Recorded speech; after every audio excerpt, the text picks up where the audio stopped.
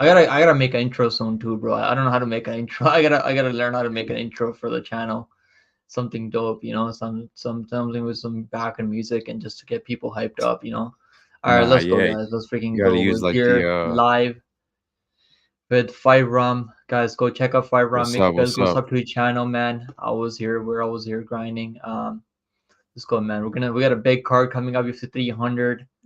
Big card, man. I mean, big card feeling. Everyone made weight. I just watched the wins now, bro. I wasn't able to watch the wins early. I had some work to do earlier, but Oh yeah, everyone made weight, bro. Everyone made weight. I mean, what amazing card this one is. You want to use topology or like I like using for big cards like pay per view. I like using the UFC website because the pictures are yeah, like so much better and graphics are so much better. But yeah, that's cool with let's me. go, man. Let's freaking go. That's cool with me, Hopefully man. everything's Yeah. working on the channel. You got anything to say to the people right now? We'll get some Yo, people joining up soon. what's up, chat? What's up, everybody? Yo, shout out to Pick'em for having me here. We're gonna break down the UFC 300 after the weigh-ins. Got Max Holloway did look big on the scale, so that's something to cheer about for you guys who are picking Max Holloway. And yeah, we're gonna break it down. Um, Once again, shout out to Pick'em for having me here. Yeah, like and Let's go, subscribe man. to Yeah, this I'm, guy, I'm man. He's excited always for the I'm grinding. excited for the pay per view overall, bro. We got so many bangers. Like now the increase the bonuses 300K now, bro. All the fighters are Yeah, gonna go for it. They're all gonna go for dude, that 300K, bro. game changer right there, right? Yeah, let's go. We got UFC celebrities and classics in the house. He said just to send your regards, fellas. Let's go, man. Let's fucking go. Big What's up, W's, man. y'all? Big card, man. Coming up tomorrow, and I cannot wait. We got PFO later too. I'll be live for PFO around 6 p.m. We're gonna break down the UFC 300 card. We're gonna go over some fights, all the fights. We'll give you our best bets for this card. We got Andrew in the house. Let's go, Yes. Andrew. He said, what is up, Five Ram? He's saying hello to you, brother. What's up, my boy Let's Andrew? How you go. doing, We man? got we got infected in here too, bro. Let's go. All right. Let's start with the early fight. First fight on the card, we got Deiveson Figueiredo taking on Cody No Love Garbrandt. And Cody's not getting no love. He's not getting any love this weekend, bro. He's not getting any love from the book. He's not getting any. I mean, Nah. I've seen a couple people pick Cody Garbrandt here. If he had better durability, bro, I wouldn't even think twice about picking him here. He's coming in over 3-1 here. Yeah, the other Yeah. plus 250. When you see a plus 250 number on a guy like Cody Garbrandt, you think to yourself, you like, should I lay down this number, bro? I mean, they're paying out big time. Or he's the bigger Right. guy here. He's gonna be the natural bantamweight, and he had a hard time. I mean, he made 125, but like he never should have went down to 125. I mean, that was a mistake by him because he already Yeah, has he's a big. bad He's enough chin big at 35er. 135. Yeah, he's a big 135. I think you can make 145 if you really wanted to, if you really put on size. Yeah, Right, right. I just don't trust his durability, man. Still, I know he's been looking better, but who's he been fighting? He fought Trevin Jones, who's not with the UFC anymore. He's out there fighting Cage Warriors now and losing Cage Warriors who I watched Trevin Jones' last fight. He wasn't looking all that good, and his last fight was over Brian Kelleher. Kelleher is like a grappler. I mean, he'll like grapple with submission, not really dangerous on the feet. He's almost like 40 years old. Yeah, man, I'm Exactly, still gonna man. go with Figgy. Yeah, I gotta go with Figgy, man. As much as I'm a big fan of Cody No Love. I mean, he's a fucking great dude. Always fun to watch. And if he goes out there and looks the way he did with Dominic Cruz, I mean, imagine he had a performance like that UFC 300, bro. I'd be crazy, right? I'd love to see something like that, bro. What's your Yeah. 2 cents on this fight? Yeah. I mean, we're pretty much almost on the same page there. Just only thing, Figueredo's no spring chicken. He's 36, so he's kind of up there, but that's the only, question mark and for me in this fight, really. Other than that, like you said, I don't rate the wins like Brian Boom Callagher and um Jones, those people. I don't rate those wins at all, dude. So, and even watching those performances, I feel like Figueredo could outclass those dudes even better. So, is the reason why they gave him Rob Font when he moved up to bantamweight. They gave him such a high caliber, high ranked opponent. They know this guy is bringing power into this weight class. There was always mentions of him having like one of the worst weight cuts to 125. So I think him moving up to 135 at this age is doing him a lot of service. So yeah, For man, the sure, power yeah. has transitioned. and I think it carries over into the later rounds as well. So if you know if this fight does go into another round, which I kind of don't see, I think I can see Figueiredo getting it done in the first. But if this fight does go into the later rounds, I think Figueiredo's power transitions over into those rounds, and it's just a matter of time, man. That chin is just not reliable of Cody Garbrandt, and I gotta go Figueiredo as well.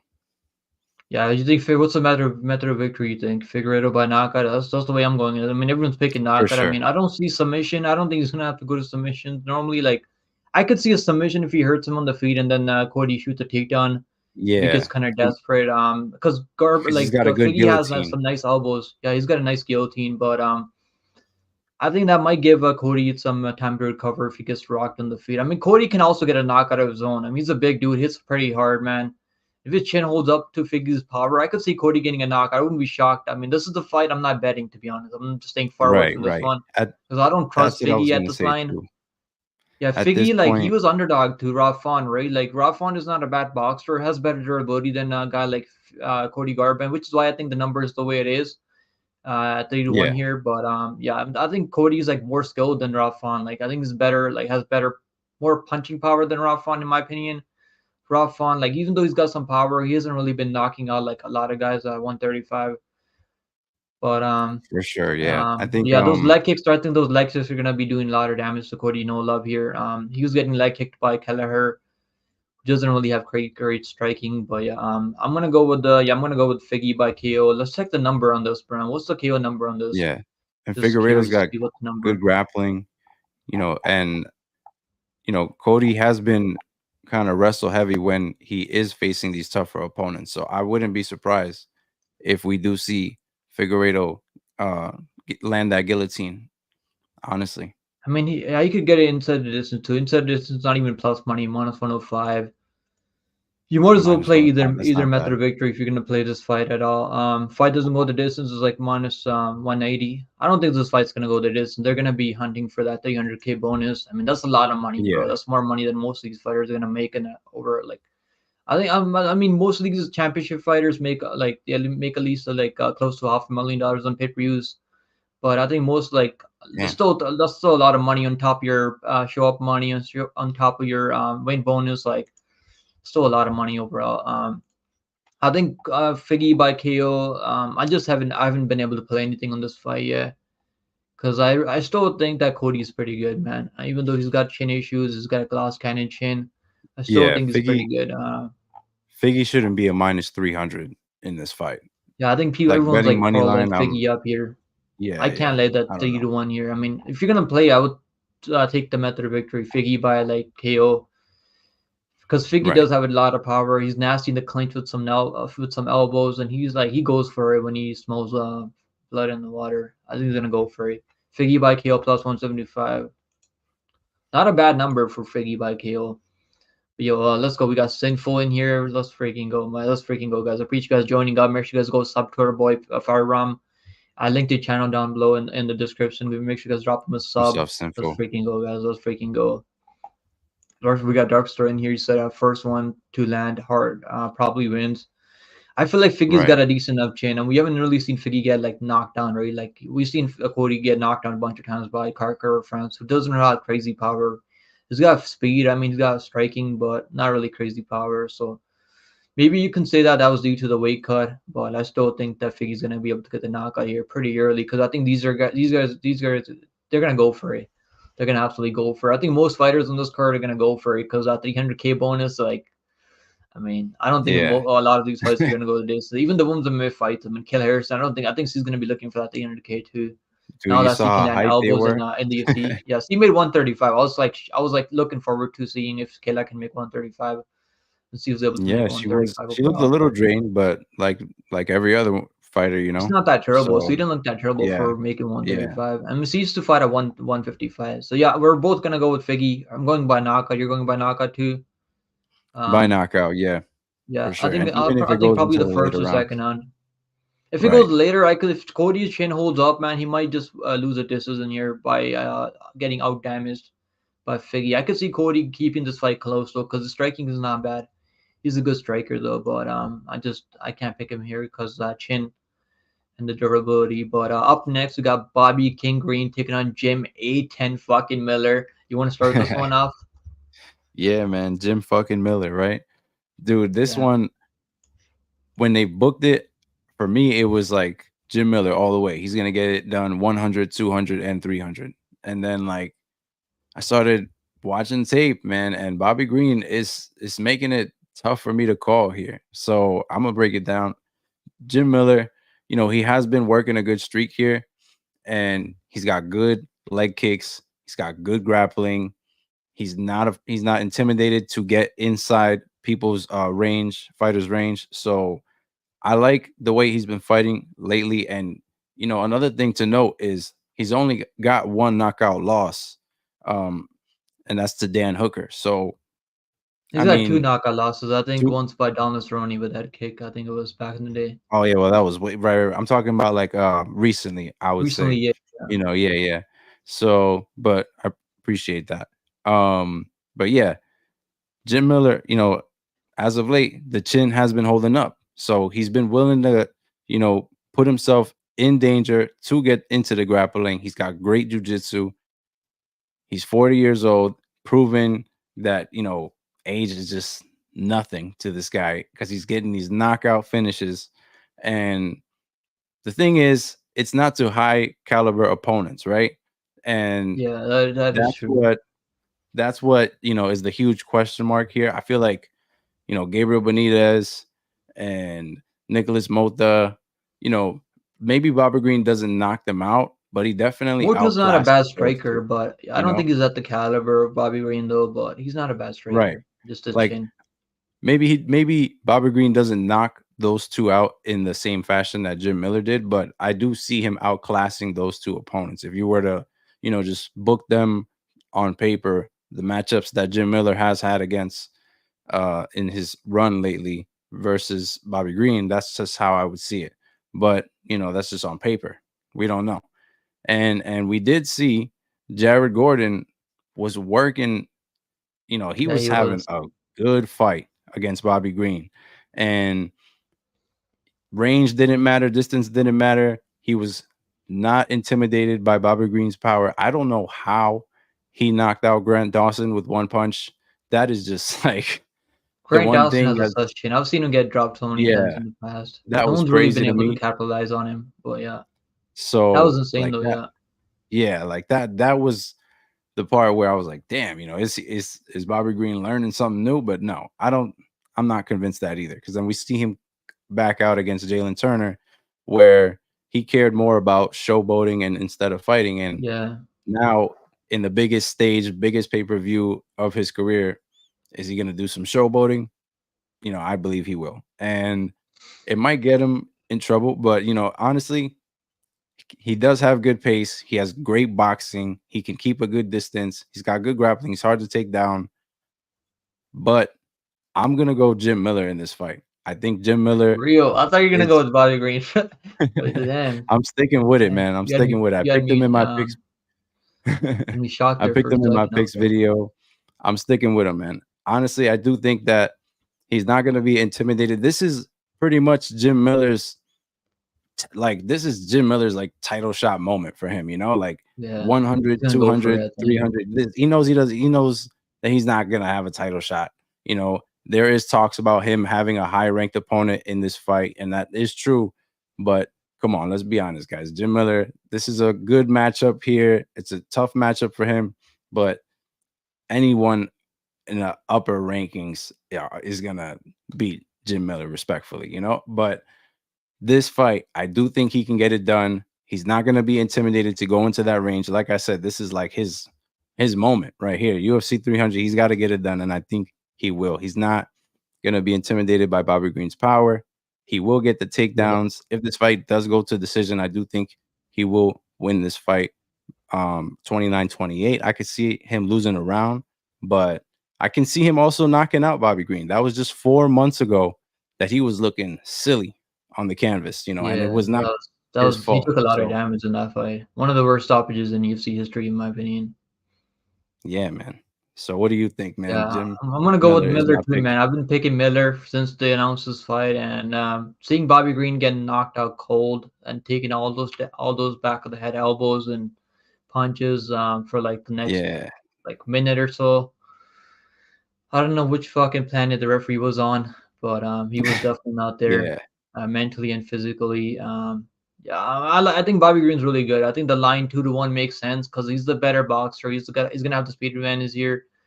Jim Miller, like as good as he looked over Benitez, he was landing some kicks. Boxing wasn't that clean. Like he was landing some nice combinations, but it wasn't like as clean.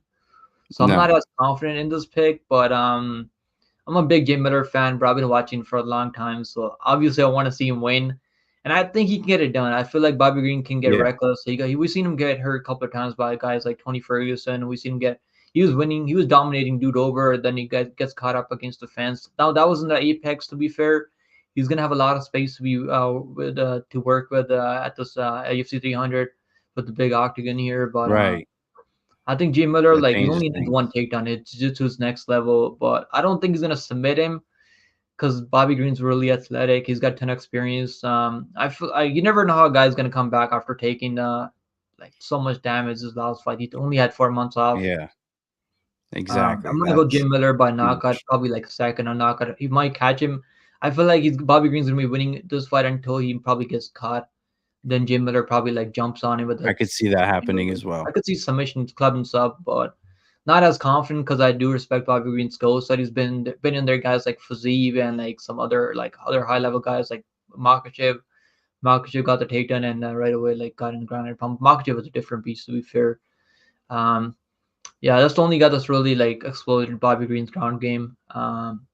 He's got a decent ground game too. He's got some decent jiu-jitsu. So, but Jim Miller, if this guy takes your back, bro, he's gonna submit him. I don't have any doubt. Jim Miller, like he's Exactly. got Yeah. really nice slick back takes, and he's gritty, bro. 40 years old at 155, and who else is looking this good at 40 years old at 155? I can't really think of anyone other than maybe Bobby Green at 37 years old. Yeah. Um, yeah, Jim Miller, I think is gonna get it done. I think it's written in the fucking history books right now. Did you see the jacket that he had, UFC 100 jacket that he had? Yeah. They The came out with that 100. was It was sick, like bro. in an That was extra fucking awesome. large. Yeah, Yeah, let's go. Let's go. I remember clips. So Jim fucking Miller is gonna get 300K bonus, bro. He fucking deserves it. I mean, this dude's for he's paid sure. his dues, man. He's fought like so many times. He's given us What's so up, many fun MMA fights. clips? Let's go. We got Nate Brown in the house. We got MMA clips. We got Yo, Rigo in yo, here. what up, Rigo Nate? said less than 5 hours away till Power Slap, bro. I'm gonna be watching that main event, DeBell versus Phillips. I think that's the main event. Power Slap. I think DeBell is an absolute lock, man. I think you guys should be betting your house on this dude. But it's a power slap, so you never know anything can happen. I mean, only takes one slap and yeah, I mean, so you never know anything can happen. But I think DeBell's gonna win. But I'm gonna be doing a fight companion for PFOs. Make sure you guys come hang out with me for that. I'll watch the main event for slap power slap because I'm a power slap enjoyer. I like watching power slap. I know there's a lot of MMA fans that hate power slap so much, but I don't think it's that terrible. I mean, it's not fun. I mean, it's fun to watch sometimes, but Nah, I it's don't like cool. watch Yeah, every it's card out past there. some But time, but yeah, if it's not PFL is fun on, watching people get knocked out. But PO, I like MMA over power slap. Obviously, yeah, like yeah, I'm a big MMA fan. But yeah, Andrew said Green is lost. I don't think he's lost. Just he's got a habit of showboating and getting clipped, having his hands too low sometimes, and not having a high guard when people are like they can counter him. And Jim Miller, he'll explode into the left hook, right? Like the way that Mota. Remember how much distance he covered exactly. in the left Dude, hook? that's what I'm I mean, saying. He's not that was a intimidated to get nasty left into hook too. danger, you know? Yeah, and So, I actually bet Mota there. I didn't think Jim Miller had it. I was like, Mota seems like they're up and comer. He's gonna knock him out. And bro, that knockout. I mean, that was a nasty knockout. 8 rounds that I scored the physique fight for Green based off damage. I mean, he was landing a wow. lot of output. And you're right. It was a close fight, but I think physique did enough, in my opinion. But it was a close enough fight, though. But yeah, physique was landing the bigger shots from what I can remember, but Green was landing a lot of output. Yeah, I Um, mean, it's a yeah, risky pick, but I'm leaning on the side of yeah. danger, like we said. I think It'd be nice to see he's gonna Miller be get it winning done. the fight until he isn't, and then Jim Miller's gonna catch him, just like you Kaita, said. your pro length fight does not go the distance here, bro. I don't know. This could go the distance because both of you guys are really tough. Jim Miller, like, he was having a hard time finishing Benitez, who's not at the level of Green. until he eventually took his back and subbed him up in the third round. So I don't know. This could go the distance, but I'm picking Jim Miller by second and knockout. So it might end inside the distance. What's the inside the distance here for Jim Miller? Let's take a look. Jim Miller coming in at plus 150 and Bobby Green minus 180. I haven't played anything on this fight. Fight doesn't go the distance. I played Jim Miller. I had 2 units on him when he fought Benitez. He was my lock of the week. We got him at plus money before the lines flipped to Jim Miller. Yeah, fight doesn't go the distance, minus 120. Damn, if it was plus money, I would play the fight doesn't go the distance. But at minus 120, like this could go the distance because both these guys are really tough. And yeah, I mean 300K is a lot of money, so they might be looking for a finish here. Yeah, let's go. We got Latrell Spencer in here. Let's go Latrell Spencer. But yeah, all right. Let's run into the next fight. So we're both going with Jim Yeah, Miller, and then we up got next we have Marina Jessica Andrade taking on Rodriguez. Marina Rodriguez. And Yeah, yeah, I'll start with this one. Jessica Andrade. I think she's gonna be more well-rounded here. She's gonna be more physically stronger, probably. But she's not gonna wrestle. I have a feeling she's not gonna wrestle. She's gonna be looking for that 300K bonus, and I'm going with Marina Rodriguez, man. I know she's not gonna be. She's not as jacked as Jessica Andrade, and that's a telltale sign. You should be going with the girl that's like looks like a man, and that's more jacked. I mean, we learned a lesson with Jandarova, and we've been learning a lesson with a lot of these girls. But I don't know. I have a feeling Marina Rodriguez, she's been in there against Natalia Silva. She's fought some decent competition. She's only losing to girls that can grapple, and Jessica Andrade can grapple. So she's going to be light for a submission if he grapples here. But I have a feeling she's going to be looking to stand and bang. I mean, why didn't he yeah, grapple against Xionan? Like, why not grapple there? Why would you spam the left hook 4 times and get knocked out? Really, like, why do that with a striker like Xionan? I have a feeling she's gonna strike here. She's gonna be live for a KO. I think she's gonna be live for a KO here, but I feel like Marina's a better technical striker. She's got better Muay Thai, better clinch work, better kicks up the middle.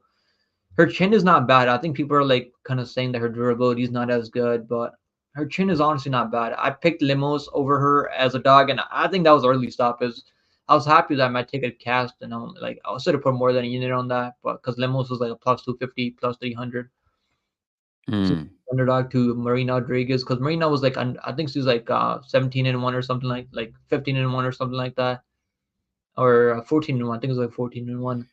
There was a lot of hype on Marina Rodriguez in that Limos fight, and people just kind of been sleeping on her since.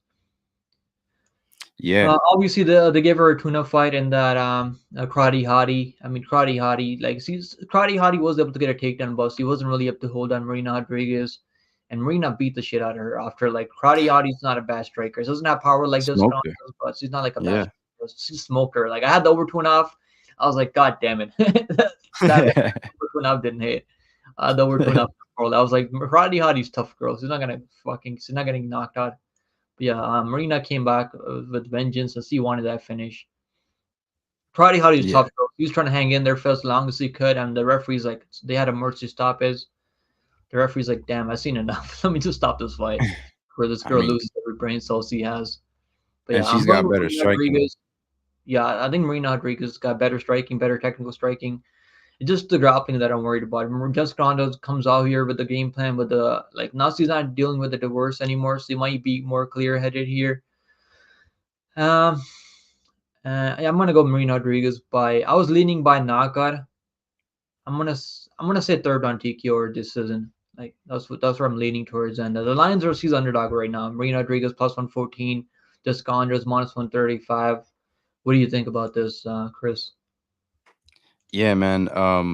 Marina Rodriguez stand up is lethal. We saw that in her last fight against Michelle Watterson and the Karate Hottie. um, I think Michelle Watterson's striking is a little more dynamic than Jessica Andrade's. So, Andrade is kind of like one punch, no combinations, really just trying to hit that bomb on you, and she puts herself in like a lot of danger because of that. And I think against someone as technical as Marina Rodriguez, she's gonna get caught. I know she's 36 years old, so that's another question mark. So, but I do think that that's not really gonna play a big role. It hasn't played a big role in the women's weight classes much at all. We've seen Lauren Murphy have a lot of success. Uh, so I think Marina Rodriguez phenomenal stand up. OnlyFans fade, Jessica bro. We gotta look Andrade, at OnlyFans fade, right? This Andrade has OnlyFans. We another gotta look at yeah, that too. OnlyFans fade, and she, like you said, she hasn't shot a takedown actually since her fight with Aaron Blanchfield. So people who are counting on her to wrestle in this fight, I guess you better be praying. You know what I'm And saying? So Blanchfield was out striking her like, too in moments. Like Blanchfield's not a good so striker. I mean, I actually thought Blanchfield was a yeah, better striker because she she's out made striking Blanchfield Jessica look like a Andrade. good striker too. That's Yeah. crazy. Marina's So levels ahead of Blanchfield in striking, in my opinion. I think she's a way better striker than Blanchfield. yeah, Just the takedowns I'm worried about her getting taken on here. I think Marina by knockout is a good play. You know, for sure. I probably wouldn't touch the money line just because the knockout has better. You could get It's a like better plus return. 300, plus So 350 or something like that, right? Plus 385. exactly, yeah, Big number, yeah. you could get a way better return on the knockout, and that's how I see this fight playing out. Jessica Andrade is not gonna wrestle like people think she is, and even if she does, Marina is used to people wanting Yeah, to she's take her a tough down. girl. She So can work her way back up to her feet. It's not yeah, like she's going out there she's getting used to submitted people right wanting to away, take right? her down. It's very rare that she gets control. There was only like people like Viana Jandiroba and fighters like that, but it's not. It's hard. It's rarely ever the case for her. So I do think she's gonna get it done in this fight. She's gonna use her range very well. I could see her getting it done in the second round Yeah, knockout. I think Rodriguez by KO is plus 400. It was plus 500. There's money coming in on the both of their method of victory by KO. Andrade by KO was plus 320. It's plus 300 now. So there's like people are sprinkling the KO. I think we're gonna see a finish here. Normally in women's MMA you don't want to see you don't want to be betting knockouts, but I think this is a different fight. Andrade is like she's been finished in so many fights. Even though it's too high level competition, well, we've seen her get knocked out by Xionan, and that was Xionan's first knockout in the UFC. Yeah, That's the first time she's ever finished a fight. Yeah, I'm going by Marina Rodriguez by third round TKO. I think she can put the damage on her. Andres might be able to get some takedowns, but I think Marina's gonna work her way back up. Unless she gets submitted right away. I mean, what's Andres by submission? If she goes in on the grappling, I think she's gonna be live for submission. Plus 650 for submission. I have a feeling she's not gonna grapple though. I don't think she's gonna grapple. At UFC 300, man, she's gonna look for a KO. She's gonna look to make money. Um, like when you go out there get a knockout, you're more likely to get that 300K bonus than a submission. I mean, they'll give out some bonuses, submission finishes, but they normally prefer like knockouts over submissions from what I've seen in the UFC. Yeah, I'm going Marina by third round TKO. You're going with Marina too? Yeah, Marina by KO Marina too. by knockout for sure. Yeah. Second round, There's a lot of the even public's on Andres here, so maybe she. I mean, she looked good in that Dern fight, but Dern has no striking, no takedowns. yeah, yeah. No way can you compare Mackenzie Dern stand up to Marina Yeah, Rodriguez. So that's there's yeah. there's there's a big difference there. Yeah. Up next, we got Jaylin the Tarantula Turner taking on Renato Money Moicano. Let's see Mm. Money Moicano can get his money AFC 300. You want to start this one off? Yeah, I feel like everyone's picking against him, dude. Money Striker versus Moicano. grappler here. Uh Moicano was obviously able to get it done in his last one against Drew Dober. And he actually went out on his YouTube page and told the public he had a staph infection during that fight. So he wasn't even 100%. Went out there, was able to, lay and pray, as we say, um, and get it done. But Jaylin Turner, huge difference here. He's going to be at a height and reach disadvantage. Moicano's got great grappling. We know this, and we know that Jaylin Turner's going to want to keep this fight on the feet. Jaylin Turner's got great striking. He has been working his jiu-jitsu lately, and I do think he has good get-ups when he's near the fence, but if you can get him down in the center, he's gonna have a big problem. Big problem with Moicano. Moicano's not a small lightweight himself. So um if he can wrap a body lock, I do think that Moicano can win that entire round and Jaylin Turner will be stuck in that body lock. Mateus Gamrot was able to take Jaylin Turner down and control him, but we're talking about like wrestler control versus jujitsu control, and the type of jujitsu control Gamera's a Moicano tries to, better wrestler than Moicano.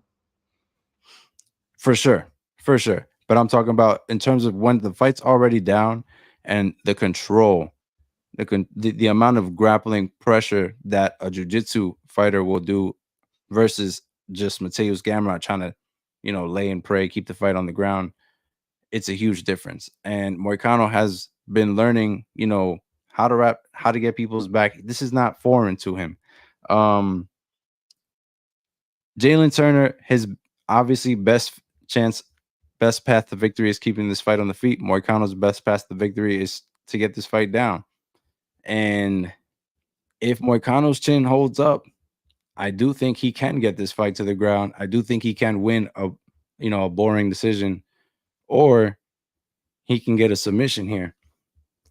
I'm actually picking Moicano to get this one done. I'm leaning on him to get the takedowns in the center of the cage.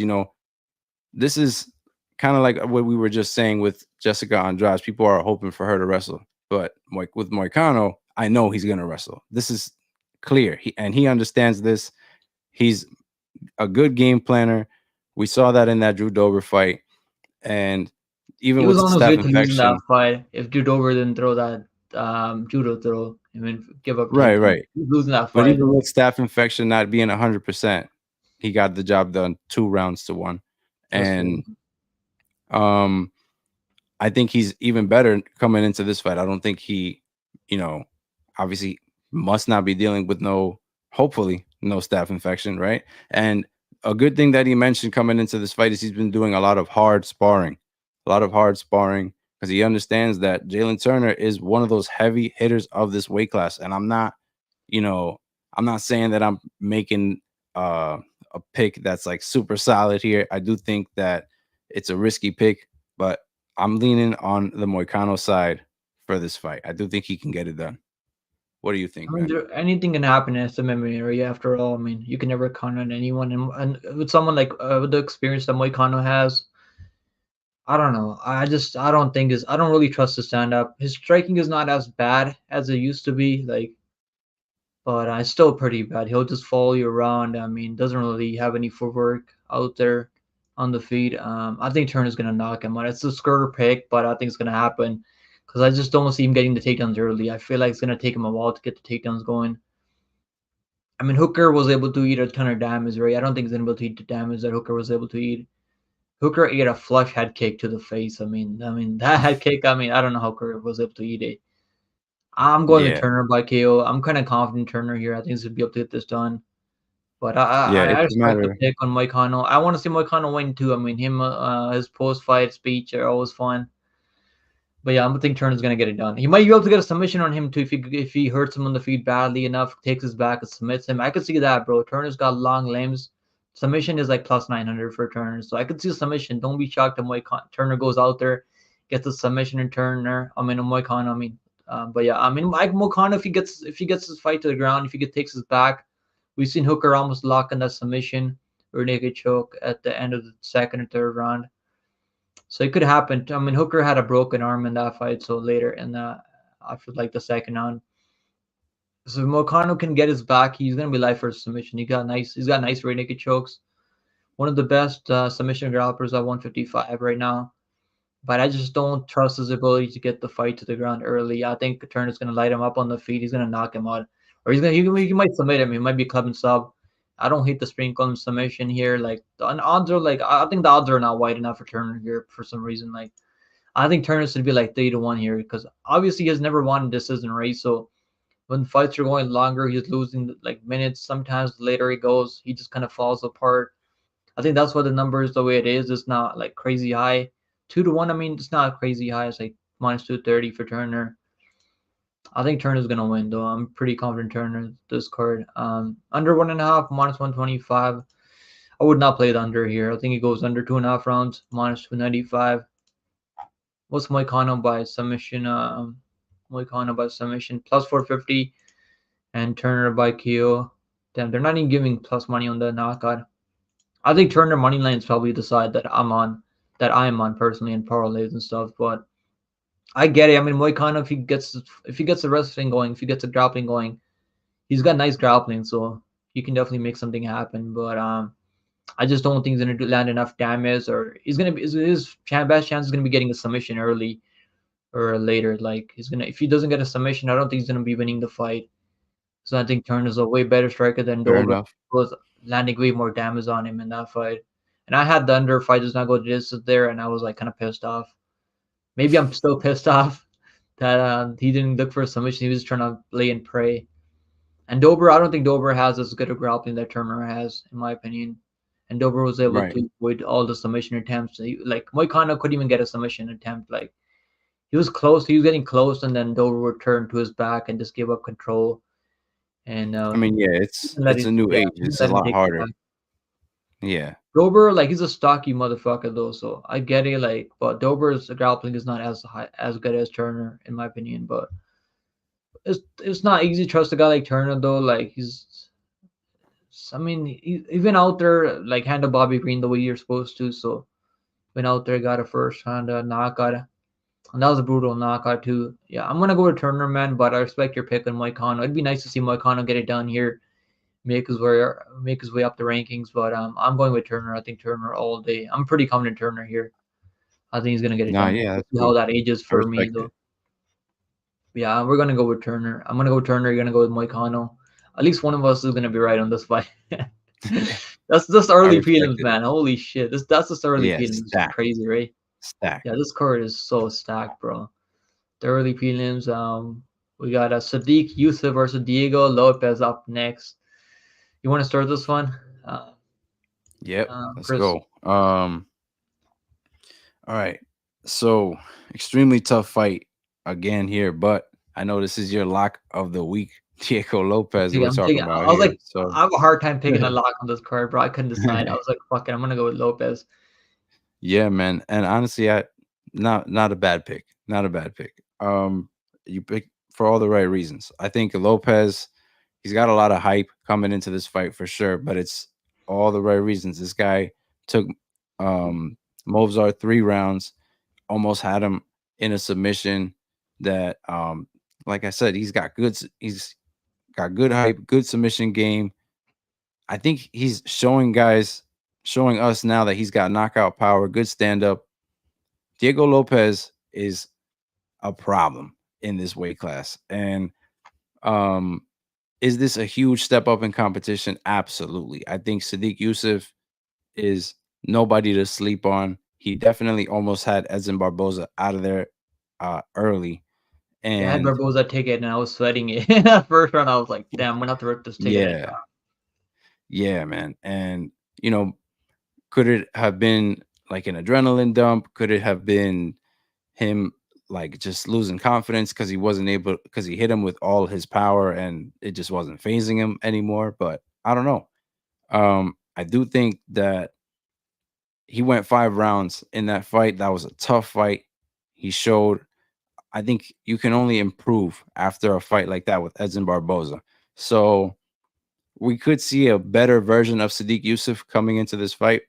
But my problem is Diego Lopez has that X factor, which is the grappling. And I think that that's where we're going to see him win in points in this fight. And I do think he can get this one done, honestly, not by finish, but by decision. I'm leaning on him to because you know this is a guy like Sadiq Yusuff has yet to be He's a tough submitted. dude. He's a tough dude, You yeah. know what I'm saying? Like he's tough to finish, man. So I think that Diego Lopez is gonna come hungry in that first round and heavy. He's gonna try to take him down.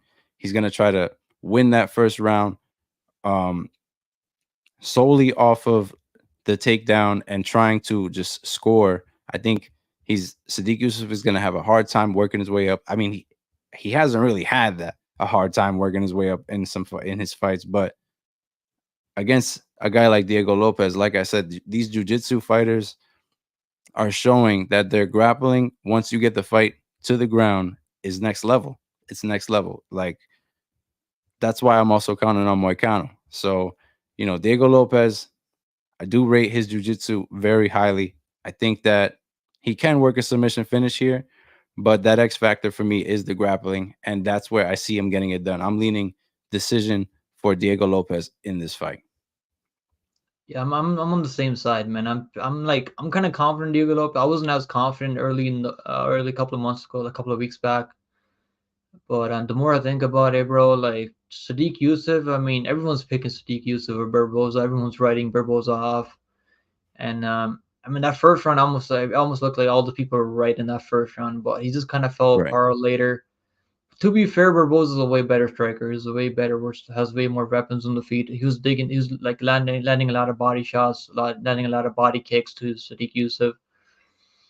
I've seen Sadiq Yusuff Yeah. get hurt a lot. He's been hurt by Barboza. He's been hurt by Allen. What's his name? God damn it, I'm forgetting his name. Allen, right? Yeah. What's his first name? I can't remember his first name. Allen. What's his first name again?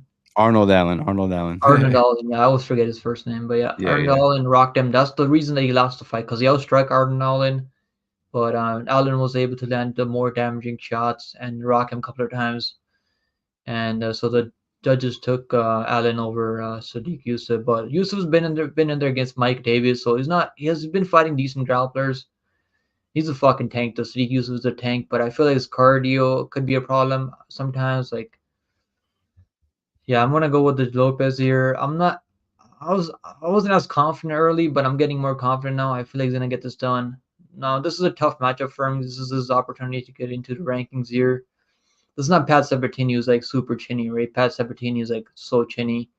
I played Yeah. only $25 on that round one knockout for Lopez. It was plus 650. I should have played more. God damn it! I had a feeling it might be an early night for Sabatini, but I should have played more on that. So plus 650 for Lopez by knockout. But yeah, this is gonna be a tough matchup for him. But I feel like he's gonna take over in the second and third round. I think Yusuf is gonna win the first round based on the striking, based on his speed. It's Mm. gonna be tough to get Sadiq Yusuf down. He might go for takedowns on Lopez because he's seen Moser win. So it might be like, let me just mix it in. But what I don't like about Yusuf is he's getting taken down by Boza. Like Boza's never really been known to grapple guys, right? Yeah. To be And fair, in the that was a later 5 round rounds. fight. That was in the 5 round. That was a 5 round Right. fight. So Right. I cut him some slack there because I don't think Yusuf was expecting him, but Barboza was still controlling him on the ground. And I was happy that Barboza was to mix and takedown. Even based on damage, Barboza was winning that fight based on damage because he lost the first round clearly. It was a 10-8, and second, third, fourth, and fifth was all Barboza. And Yusuf didn't really have anything. He wasn't really throwing a lot of damaging shots. He just kind of fell apart. He was still throwing back. He's still tough, man. He had false wheel kick to the face. Still like Yeah. hung in there. If Barboza wasn't trying to look for submission in the choke, I think he could have finished him. I think Barboza could have got him out of there with ground and pound. But he was trying to look for Yeah. submission Sadiq because is he got tough. way too excited. Yeah, I mean that gave Yusuf the opportunity to recover. Yeah, I'm going with Lopez. I think Lopez by like a late submission, or I could see this going the distance too. But I think Lopez is too dangerous on the ground. I think he might be able to wrap something up. I actually bet Moser live on the live odds, so it was like plus 650, right? Moser going into that fight, and I bet Moser minus 130 live, and I was that's the most I've sweat the most in a fight. I've never had to sweat that much in a fight because even up until like the last bell for the third round, I mean he had a knee bar, right? Like he had a knee bar going that was fully in, locked in. I mean I was like, God damn it, I'm never betting against Lopez again, bro. I was like, this guy made me sweat so much. I mean, I was happy that Moser was able to control him on the ground. And he's been fighting decent competition, right? He fought Jonathan Brito on a contender series. I mean, that's the first time that I watched this fight. It was on contender series. Even the guys that he lost, right? He lost to a guy in Fury FC, who's a glory who's a kickboxer. I think he's a glory kickboxer in the past, and he fights in Fury FC. He should be fighting in the UFC, but his record's not that pretty because he got like a couple of split decision losses. But I think that dude should be in the UFC too. He's a good fighter too. But that's his losses are respectable. He's got more experience than Sodiq Yusuff. I For think sure. I'm gonna go with Lopez. I think Lopez by like a late submission or something. Maybe club and sub, but I could see this going the distance too. I like the money liner Lopez. That's my lock for this week. I'm gonna go with the Diego Lopez by money line because it could go the distance too. I wouldn't play the over, bro. Over is like minus 200 here. These guys are gonna go for it, I feel like. But I mean, you could go over because they're both really tough. Could go over, but I Yeah, don't know. I mean, this is gonna be maybe tough. just Don't the bet the over over one on and a this one. half, but not over 2.5. Over 1.5 is like -163. Honestly, not bad for 1.5. Personally, I wouldn't play it in a fight like this because you know how dangerous Lopez is, how dangerous Sodiq Yusuff is. Under 2.5 rounds, -155. This money line, either side you're on, just money line. Yeah. We're both going with Lopez here, and up next we got Grandma Holly Holm taking on Kayla Harrison, and this might be Holly Holm's retirement fight. I mean, she's probably got grandkids by now, right? Holly Holm. Yes, she's probably got grandkids I home mean, watching her dude, she's fight. 40, right? Grandma's going to. She's 42 years old. 42, 42. She's 42. Yeah, What are we talking about here, right? yeah. I think it's that Sadiq is also chin. He's not. I think he gets rocked a lot, but he's tough though. He just doesn't. He's got no quit in him though. He's not gonna give fold and give up, right? But No. he gets rocked a ton of times. Um, Banks said at this fight, Turner and Weili fight will bust a lot of parlays. We're gonna talk about the Weili fight soon, Banks.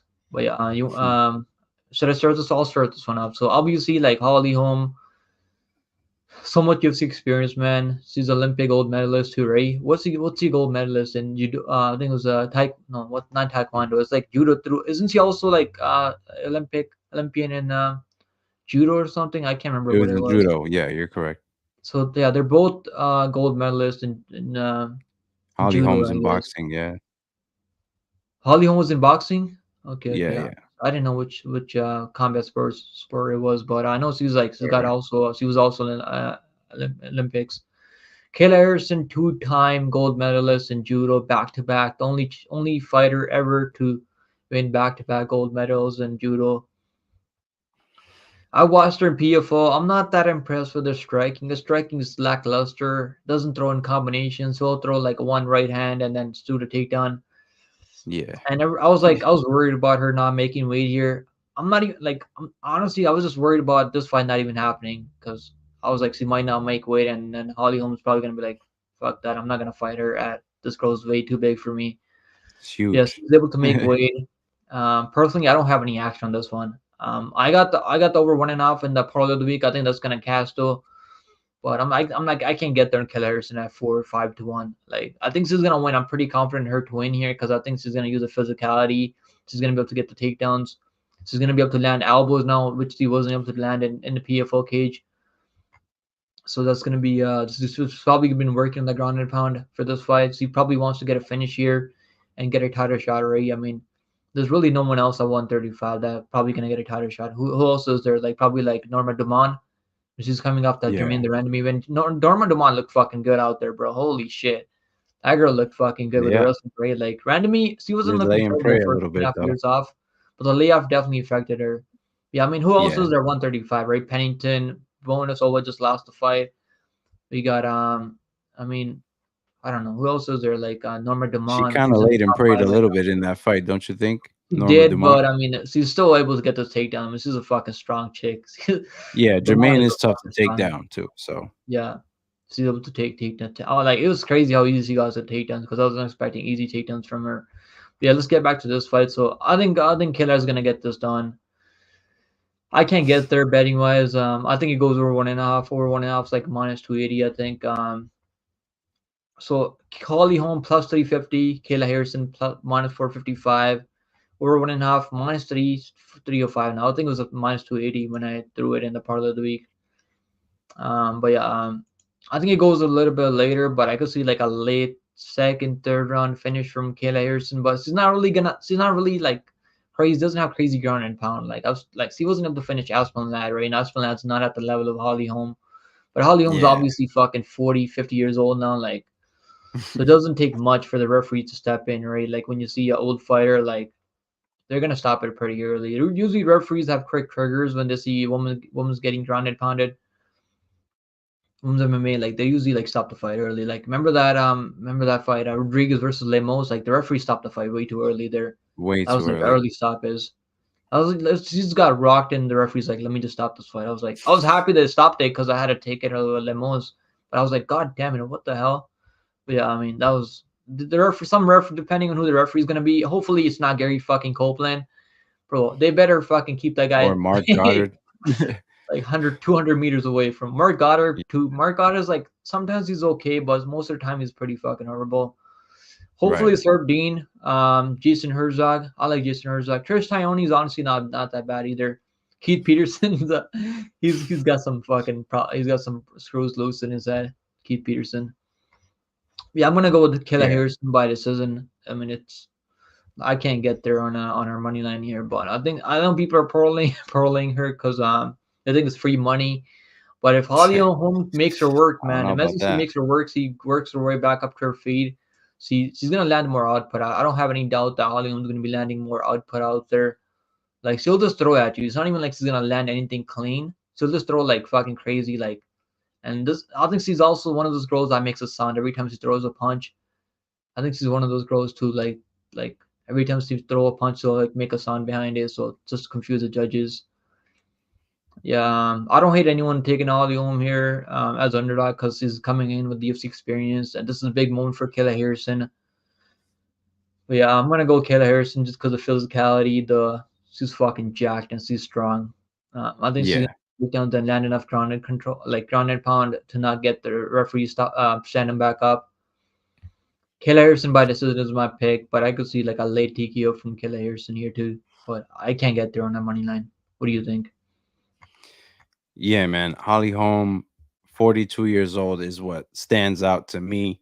You know, a lot of people that are picking her this week are assuming that, she's going to be able to stick and move the way she did in that fight with Ronda Rousey. And I just don't think that's going to be the case. We're seeing a much older, much different fighter out of Holly Holm. She's actually been forcing a lot of clinching lately in her fights. If you look at the tape, so Yeah, the she has Marabuena been, solo wife. I had Marabuena by submission, and I had her money line plus 165. I should have played the second on submission because I actually called the second on submission, but Holly Holm was like a 2-1 over Bruno Silva. Bruno Silva didn't even need the submission. I mean, she didn't even need the takedown to get the submission. It was a standing ninja exactly. choke there. And so, yes, he ran into the clinch, right? So he forced the clinch on Marabuena Silva, which is like, That's why what would I'm you do that? saying. Why would you do that? I think Right. she's gonna be, she's So gonna clinch her. this I think, yeah. phenomenal boxer striker that people are assuming she's going to be in this fight, I just don't see that happening. And I think Kayla Harrison, we saw her make weight. That was the huge question mark. And not only did she make weight, she didn't look super drained out there. She didn't look like she was like it was really that hard for her. So I think she handled it like a professional. And in PFL, the opponents, you can't rate them highly, right? But she wasn't able to use elbows in those fights. Yeah. So could she have looked more dominant if she gets to use elbows? This is a fight that we're going to get to find out, because I do think she is going to get a takedown, and it's only a matter of time until she's in a good position, like side control or maybe half guard, where she can land some elbows on her opponent, or do some ground and pound that she maybe wasn't able to do in these PFL fights. So I do think that we're going to see a better version of Kayla Harrison, and maybe moving down will also give her some more speed in this weight class. So I do think she's not going to take too many chances with Holly Holm as well. This is her debut. Parlaying her or betting her, I'm staying away. Like I said, this is her Yeah. debut, so I still Holly need Holm's not a her. bad fighter. I think people are You know what like I kind of mean? they're shading on her because she lost to Bruno Silva. But even though they Yeah, turned it into a no contest, but still, she wasn't looking terrible in that first round. She was out striking Bruno yeah, Silva. But Bruno Silva's striking was so lackluster, to be fair. I mean, right. I This don't is think Kayla her. Harrison's going to be the better stand up. She's not going to have the better stand up here. I don't think so. But she's going to have more power if she lands anything clean. She'll like definitely hurt Holly Holm. I She's just gonna hit needed toss to her see down it and to spin up. believe it. Yes, You yeah, know? I need to see her like at the UFC level compete. And she's fought some Yeah. So I'm decent picking her to competition win. in PFO. Yeah, you're picking her by I'm decision or picking her not? to win. Yeah. I think if she, I honestly, it's her debut. I think she's got a lot of pressure. She's not going to take a lot of chances. I think she's going to win a decision in this fight. Yeah, Holly Holm is going to be tough.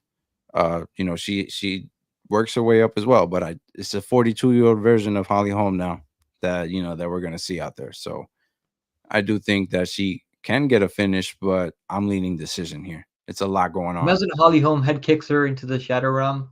I would love to see that, bro. I would Dude, love to see that. I would love to see something crazy like yeah, that. man. That was so Imagine many Holly parlays Holm busted. and So many parlays Brundage also busted did after that. Brundage, Cody, Nola, but they all win. Bro, that'd be crazy. I mean, so, shit like that can happen in MMA. I wouldn't be shocked. Which is why I'm staying away Yeah, from Kayla at this line. I was thinking about Portland Kayla. I was like, this looks like free money. Then I'm like thinking to myself, I'm like, Holly Holm is not a scrub. Like, even though she's 42 years old, she's coming in with all this UFC experience. Like, I mean, she might get taken down. She might work her way back up and then land more strikes and then might win a like close decision. I mean, shit like that can happen. We've seen this so many close fights. You never know how the judges are gonna go. Normally, like Kayla Harrison just goes all in the control, doesn't land any damage from top position. Holly Holm can win this fight on the feet. Even if keeps it standing for a minute, he's gonna land more output on the feet. I'm gonna go with the Kayla yeah. Harrison is gonna win though. But I'm gonna stay away from this one. I'll tell you guys to stay away, You or and me like both. other past you guys are betting it there. I'm not getting bet Holly Holm though, because she's 42 years old and she's Yeah. not gonna be able I to mean, stop if the takedown. anything, this is another over that you could probably parlay, but that's the only thing I would do with this Over fight. 1.5. I think over 1.5 is not a bad parlay piece, even at minus Yeah, 300 now. Yeah, what's good activated and then we got activated in the house. Let's also Taz tell us exactly. what's good, Taz. Let's go. We got the whole gang up in here, guys. Make sure you guys like the stream, subscribe to the channel, guys. Go sub to my boy Chris Moreau. His channel is linked in the description. Go drop him a sub, guys. Let's freaking go, guys. Appreciate you, man. We got a great fight coming up. Let's go, man. We got Kevin Cater taking on Aljamain, the Funk Master Sterling. I mean, Funk Master has Oof. that broccoli haircut, right? Yeah, I just noticed that right now. You got the fucking Yeah, man. broccoli haircut. You want to start this one off, Chris? Yep. So Calvin Cater, long waited return for him coming off that knee surgery, and we know what he brings to the table, man. Phenomenal stand up. He's definitely got knockout power. Um, but one touch power, I'm not too sure. One touch power, like Sean O'Malley, I'm not too sure about that at 36 years old for Calvin Cater, especially coming off of surgery. But phenomenal stand up, a lot better stand up than Aljamain Sterling. I do think this is another striker versus grappler fight here. Except when you start breaking down um, the takedown success of Aljamain Sterling, it's He really hasn't hard. really fought anyone that's going to be attempting a bunch of takedowns on Yeah, Peter. I right. mean, Peter hasn't really fought anyone like Sterling, but Sterling's like takedown entries are so mid. Yeah, that's the thing. His success has not been good, but he like wrestles in every single round that he's in every single fight that he's been in. He's always trying to get a takedown because he knows that's his strong side. And like I said, striker versus grappler here once again. Um, I do think that Aljamain can have success if he does get this fight to the ground. He's going to be a lot heavier than past opponents who have gotten Calvin Cater down, because I think as we've seen in the press conferences and as of late throughout this week, he has filled out in size. That's for sure. He does look a lot bigger Oh, in He this looks he looks for fucking 145. Yeah, so I do think he's filled out for this weight class. I think he's prepared right. There's I saw in the Discord someone mentioned he might have staph infection though. So Sterling. that's Yeah, a little I've question seen mark. that too. That's a little question mark for me. But I was picking Aljo to win in my picks video. Man, but Calvin Cater's got the reach and the distance. It's just that I'm Yeah, questioning nasty how he's boxing. gonna Man. look. Cater has nasty boxing. I think people Yeah, forget he's how got good his nasty boxing is. boxing. I'm questioning how he's going to look after that surgery. That's the only thing. And, ring rust kind of play a role. The way Rob Font and the other guys have been looking out of that camp is not too good either. So it's really hard to count on him. And that's why, I think I am going to stick with Aljamain Sterling to get this one done. Honestly, it was it's something that I'm probably gonna go back and forth on up until they fight. But it's one of those things where I got to make a pick. So I think, you know, I do think Aljamain Sterling is gonna work the grappling. He is one of the hardest, toughest grapplers that Calvin Kattar has faced. His success in bantamweight at getting takedowns, it hasn't been great. But we're He's talking only about got guys like like 12 Peter takedowns out of Yan. like 60 or something like that Right, for right. We're Aljo. talking about like his last opponents though also have phenomenal takedown defense. Henry Cejudo, Peter Yan, Sean O'Malley. These guys all have good takedown defense. So, Calvin Kattar, he's gonna have to show that at 36, coming off of surgery, he's still got good takedown defense. And I'm questioning it. I'm questioning it coming into this fight. I think that Aljo can get it done. So I think he's gonna get it done probably by boring decision. Honestly, he might even lose a round in this fight. I could see him winning it 29-28. Just with grappling in this one. Yeah, this is a tough fight, man. I don't know how Sterling is like a 2-1 almost now. I think people are hammering Sterling line here. I think people are forgetting who Kattar is. And I was on Kattar early. I was like, when they made this match, I was like, Kattar's gonna win this match. He's got phenomenal takedown defense. When you watch the tape on it, you're like, he doesn't really fight anyone that's gonna grapple him like Sterling though. Sterling's like his striking is not as clean as Kattar though, but he throws a lot of volume out there. Yeah, I like spam some leg kicks, like throw like axe kicks, like he throws a lot of different variety of. He's got the funk striking style. You really don't know what he's gonna throw, but his takedown entries are like pretty mid. But yeah, Sean O'Malley, he won the first round. I mean, Sir Aldo won the first round against Sean O'Malley, and the first really didn't do much. Not much happened. I mean, I think O'Malley was looking for his opportunities on the feet. And Sean O'Malley picked Kattar to win. He's picking Kattar. He's like, I don't think Sterling's gonna be able to get the takedowns.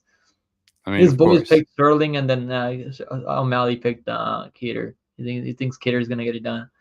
The only player that I like from Kattar here is a finish only because I don't think Sterling's finishing him. Even if he gets his back, No, I don't think he's finishing Kattar. Kattar is fucking tough, man. I think plus 100 I for Kattar mean, finish only if you're gonna play it. he did That's put what makes Corey it better. Sanhagen. I mean, you He submit wrapped Cody Corey. Cody Sanhagen, but he made a mistake in that fight. He gave up his back. Yeah, Didn't really submit. that Didn't was really just fight super hands. fast, super I think Sterling's unexpected. gonna win decision. Yeah, I'm picking him by decision. I'm not a big fan of Sterling. I don't really like him that much. I mean, he seems like a good dude, but I just don't like his energy. He's super Yeah, salty over time. he's becoming a fan favorite a little bit all of a sudden, right? I think people are like they're liking him more since he lost to O'Malley. I don't know why. People used to hate It's him, weird. and he got knocked out by O'Malley. Now people like him. It's I crazy. don't get that. It's always hilarious. I think the people like that O'Malley was able to knock him out. I guess like because he had a good post fight speech after like he was like giving O'Malley his credit. Then he goes back on Yeah, his podcast. He's like, "Oh, I wasn't. If I didn't make the quick turnaround, I would have been O'Malley all day long."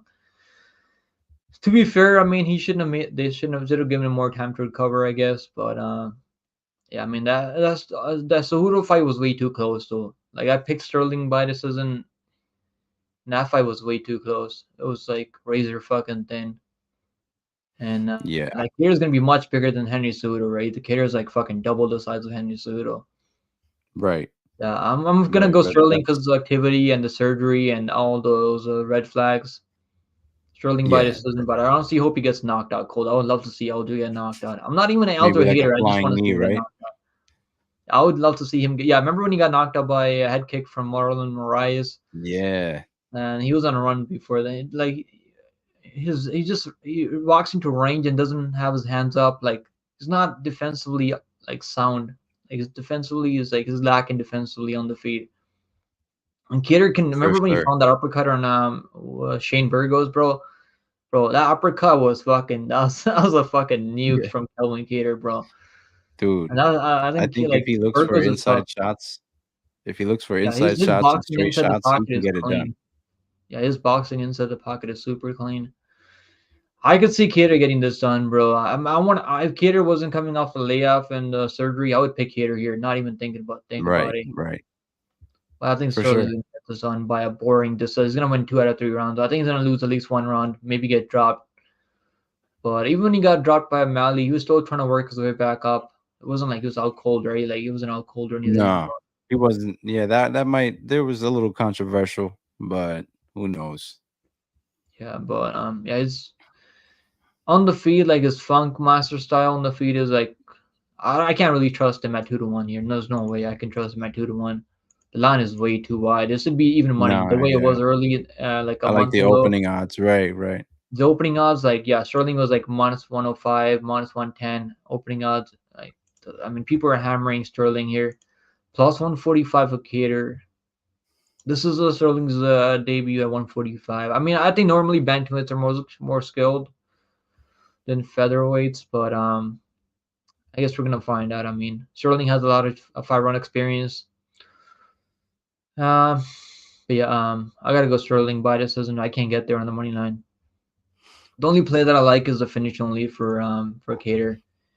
Kattar by knockout plus 450. I mean, he's gonna be live for a KO, but you might as well take finish only, which is like what's the finish only for I don't see it here, but I think finish only was like plus 105 or something like that, plus 100. Kattar finish only because I don't think Sterling's finishing him. He might take his back and control him, but I don't think he's gonna finish him. But yeah, I'm gonna go Sterling too. I think Sterling by decision is the pick. Up next, we got the prelim headliner. We got Jiri Prochazka taking on Alexander Rakic. Damn man, what a matchup, man! I mean, what a fucking matchup, man! I'm excited for this Dude, one. More excited than this one for this one crazy, than I am for a Bo Nickal fight. crazy good fight here. I think people are forgetting how good Rockets is. Rockets is really fucking good. I've lost some money betting against Rockets in the past. And I'm gonna keep Yeah, picking against him. I don't like I don't know why. This his style is not that fun to watch. Like he's a decent kickboxer. Like he's got some nice leg kicks and stuff. Like he'll mix in a takedown. He's got good fight IQ. I like Rockets' fight IQ. But the only time I made money betting against him was John Blachowicz. And Blachowicz hmm, was very competitive. That fight was very back and forth. Blachowicz was a plus 250 underdog there in that spot there. And like there was a lot of hype on Rockets. I think there's still a lot of hype on Rockets even now. I think the only reason this fight is close on the odds. I wish your Jerry Prochazka was like plus 250, like plus 150 or like plus 200 here. I would love to hammer that Jerry Prochazka plus 200, but the line is close now. Like I did have a unit on Prochazka at plus money plus 110, so I'm gonna see where that goes, man. I'm not that confident in this pick to be honest. Like I think Rockets is really fucking good. I think he's gonna be able to mix in some takedowns here.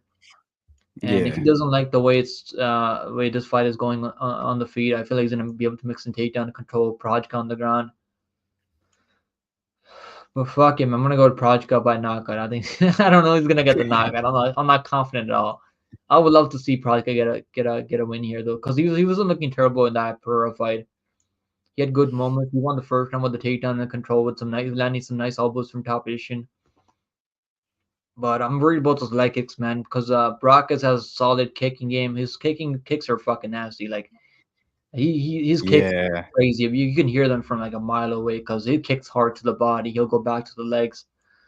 So Prochazka's gonna need to close the distance. If he just stays at range, I think Rockets is gonna win this all day easy. It's gonna be an easy win for Rockets. I don't think Rockets would knock him out. I think Rockets by decision if we're going with Rockets here. I'm going with Jiri Prochazka. I think Prochazka is gonna be live for a KO. Prochazka inside the distance, finish only. I don't mind that. I think that's like plus 100 or something like that. I don't know if it's still plus money, but it was plus 100. This is a Yeah. tough one, man. Tough one because I could see this going either way, but I'm gonna go with the guy that's just in there against the champion Pereira, and it wasn't looking terrible in there. It was an early stop. Is also by Mark Right. fucking Goddard. God damn it, Mark Goddard. But yeah, I actually had Jerry Podge over Pereira because I thought he was gonna be able to get the takedown. He was able to get a takedown in the first round, but second was looking bad because he was getting his legs kicked off. I'm gonna go Prajka by like a might go the distance too, but I'm gonna go by knockout because he's only gone the distance like once in like 23 fights or 24 fights, like 20 30 fights, right? How many fights? Like 30 34 fights. He's only gone the distance once. A I'm lot of gonna go Prajka experience, by man. KO, but yeah, a lot of experience. Yeah, he's fought some decent competition, right? I mean, Right. Rocket. I feel like he might lose a round, 2 rounds out of 3 rounds, and lose a decision here because I mean that Volkan fight, he won the first round, then kind of just slowed down later, and yeah, Right. Volkan was able to land enough strikes on the feet and win by decision. It was a close fight. I think some people were calling that a robbery. It was a close enough fight. Could have gone either way, but yeah, I'm gonna go Prochazka by KO, but I'm not as confident. I think you guys should probably stay away from this one because this could go either way. What do you think about this one, Chris? Yeah, man. I think I couldn't have said it better, man. You touched on a lot of good things there. Jiri is a guy who we have seen recently, and Rakic, we haven't seen him in a while, but he was once known as like one of those dark horses of this weight class. You know, he was coming up in this weight class when John Jones was still champion, and he was, not intimidated to say that he wants a title shot, and he knew that, what that meant, calling out. You're calling out greatest of all time at that point. So Rakic is no stranger to a challenge. He's definitely I think he's up for the challenge, but coming off a long layoff, I do think that he's not going to take many chances in this fight. I think he's going to try to make it boring and get takedowns when Yuri is doing a lot of wild stuff. Um And we know that Yuri's unorthodox. Yuri's got phenomenal knockouts. He can hit you in the most awkward ways, and they still just do so much damage. Um, Yuri is he's that's what he's great at. He's great at being unorthodox. He's great with stand up. He's even working his wrestling and ground and pound now. Um, and like you said, he was winning that fight against Alex Pereira until he wasn't. But in this case, I think it's going to be Rakic winning the fight because of Yuri's mistakes until he doesn't. I think that, that ring rust being out that long and trying to force wrestle is going to cause him to probably gas out because Yuri is just never accepting bottom. He'll give up his back. He'll make mistakes on the way up, but he'll always try to find the way up in when he does get taken down. So, I know people are saying that Rakic is going to have a good size advantage in this fight, They look but similar in size. It's not something crazy. yeah, that's what I was thinking. The same thing. I, I think that Yuri is coming off a loss where it definitely kicked him in the ass. I think it motivated him. Um, he did get leg kicked a lot, and Rakic has got some really good leg kicks. But like I said, I don't think Rakic is going to take many chances in this fight. He's going to want to take it to the ground, and that could lead him into a grapple heavy game plan. Which I'm saying it's just going to be a situation where he's winning until he's not. And I'm leaning Yuri Prochazka as well to get it done by knockout. I think he's going to hit him with something unorthodox, something that he just doesn't see coming. Maybe a flying knee, something up the middle while Rakic is Imagine shooting a for a flying knee desperate knockout. I would love takedown. to see a flying knee knockout. Yeah, man. Something like I just think he's going to just be shooting for something desperate and Yuri's going to catch him. Yuri's going to catch him, man. I'm going to go Yuri by knockout in this fight. Yeah, I'm not as confident though. I'm just not as confident because I think Rockets. I've seen Rockets fight in the past, and I think he's still really good. I just played the number on Blachowicz because it was like way too wide, and lucky for me, like even up until then, I mean, it was competitive. Blachowicz was landing a lot of leg kicks on Rockets. Eventually stepped on his leg the wrong way and broke his ankle. But yeah, Morning Project got by kill. I think he's gonna be able to get the knockout here. Let's see the number. I mean, the lines are pretty close here. Um, Project coming in at -110. So the late money is coming in Project now because he was +1. He opened up +142. Was sitting around +110, +114 for like a couple of weeks. So I guess it's dead even across all books right now. +100 on Bebe for Project. Like if you can get plus money on your side, I think you're good here. But For sure. at this point, just stay away from. If you're paying juice on either side, you might as well stay away from now. So you don't. I wouldn't really prefer to pay juice, but over 1.5 -175. It's risky playing overs in Project Cup fight. I played the over in the Pura and Pura and Project Cup fight, and it went over just by a bit. It was close though. Yeah, only over I would play is the over 1.5. Definitely not. Yeah, over 1.5. I think it goes over 1.5. But If you're on the Rockets side though, Rakic by decision is what I would play because I don't think Yeah, he's gonna Prochazka by finish KO Prochazka. plus 165. Honestly, not bad because that's the way he normally wins, right? He wins by knockout. He can. I mean, he's shown that he can submit guys, right? But I don't think Yeah, that Rockets is gonna make a mistake like Teixeira, because Teixeira was tired in that fifth round. He made a right. mistake, but yeah, I'm gonna go Prochazka by KO too. I think he's gonna be able to get the knockout eventually because the layoff is concerning and the time off, but. Rockets looks fucking jacked, right? Out the veins, bro. Look fucking ready Yeah, to go. he looks ready. He definitely looks ready. If there's one thing I'll He's gonna be the say, more he looks technical ready. striker here. I feel like he's gonna be the more technical striker. He's gonna be able to mix some I just don't takedowns. see him striking much. I just see Yeah, I him don't think he's taking gonna be him able to do down, that. He laying hasn't and fought in a long praying. time, right? Yeah, and judges' favorite damage over control mostly. Yeah, we're both going with Prodigal there. Up next, we got the pay-per-view card now. Make sure you guys hit the like button, guys. Let's freaking go. We got Bo and Nickal taking Cody Brundage, and let's see who gets it done here. Cody Brundage, man. Cody Brundage is not as horrible as people like. I think I keep disrespecting him, but he's actually not that bad. It just his fight IQ is really questionable. Right. Oh man, I don't know. Like Bo Nickel, is he really the fucking real deal? Like the way he's been running through these lower level guys, these cans, he seems like he's got the goods, right? I mean, knocking a Yeah. wall Woodburn in the first minute. I mean, we've seen well Woodburn. He's got some power. He can definitely hang with some guys in the UFC. He's shown that he can he can fuck. He's got power. He's got decent striking. He rocked Oben Elliott his next fight. So honestly, like Woodburn's like not as horrible as people. I think that I thought that he was, but Nickel's gonna win by first round knockout. I'm picking him by knockout. Mostly when wrestlers go out there when get knockouts, they don't ever want to go back to submissions. They like getting knockouts, right? Like I watched his Yeah. interviews and he's been saying that he wants to go out there get a knockout.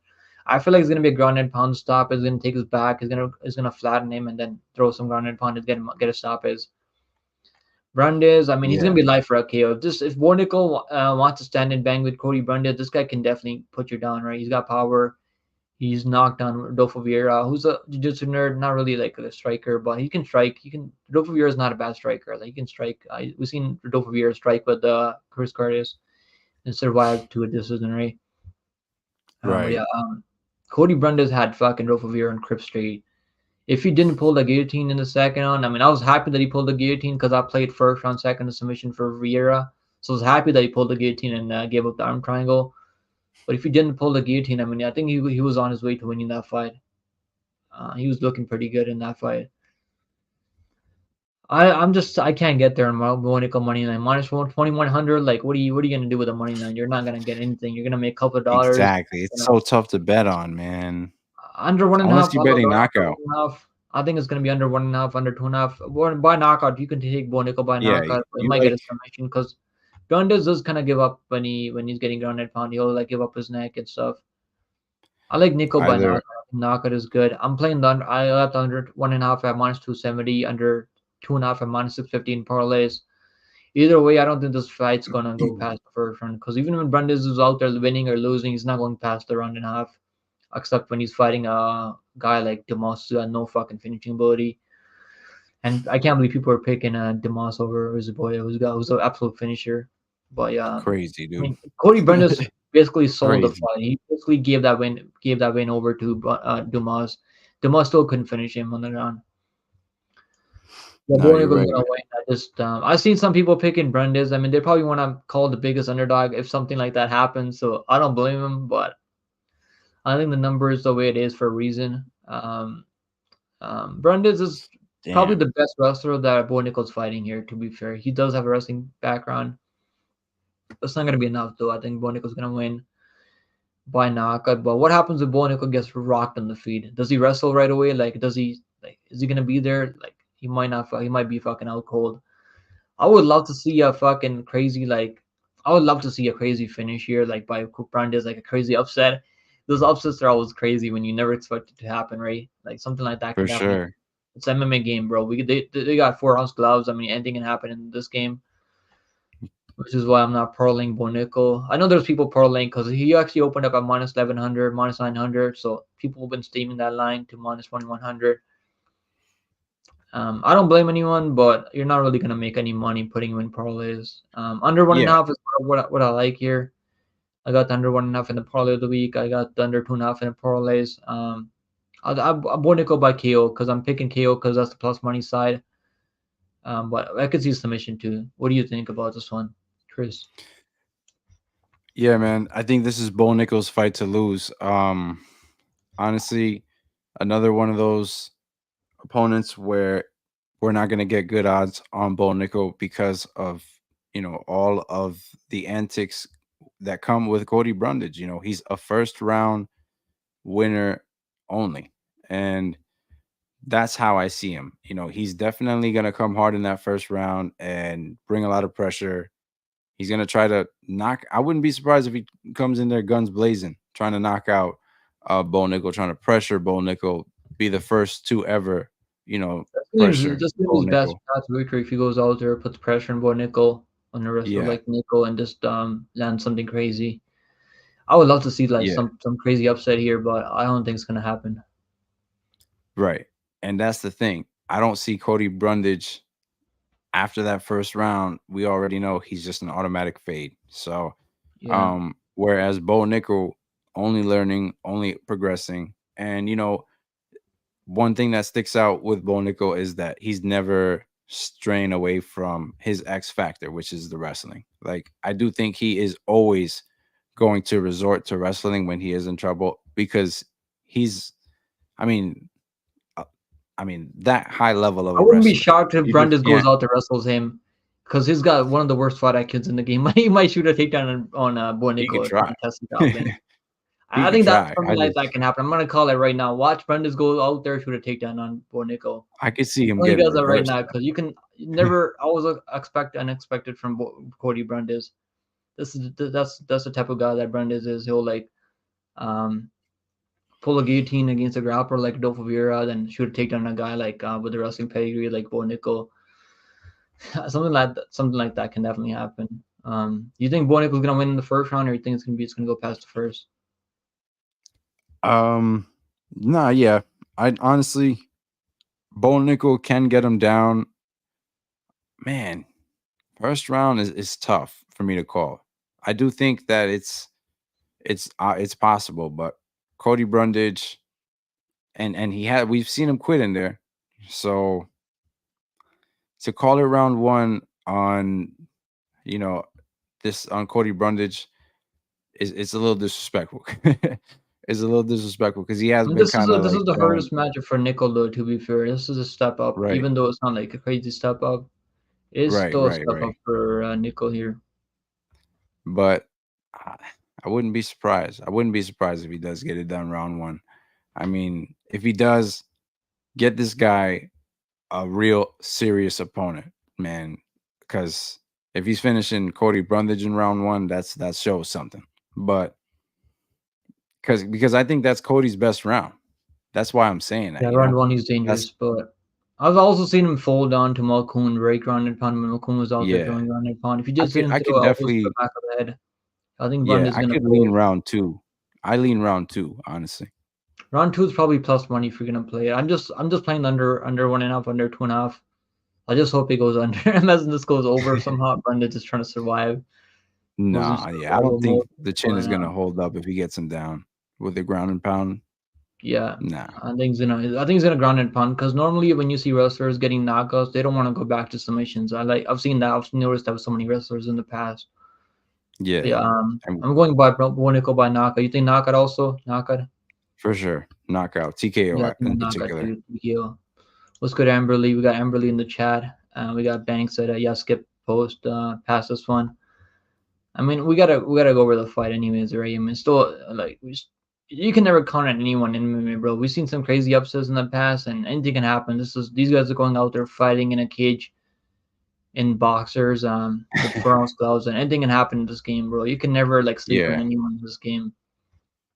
Yeah. Um, It's probably just because he's no one's betting on it either. It's really hard to bet on with these odds too. So I get it.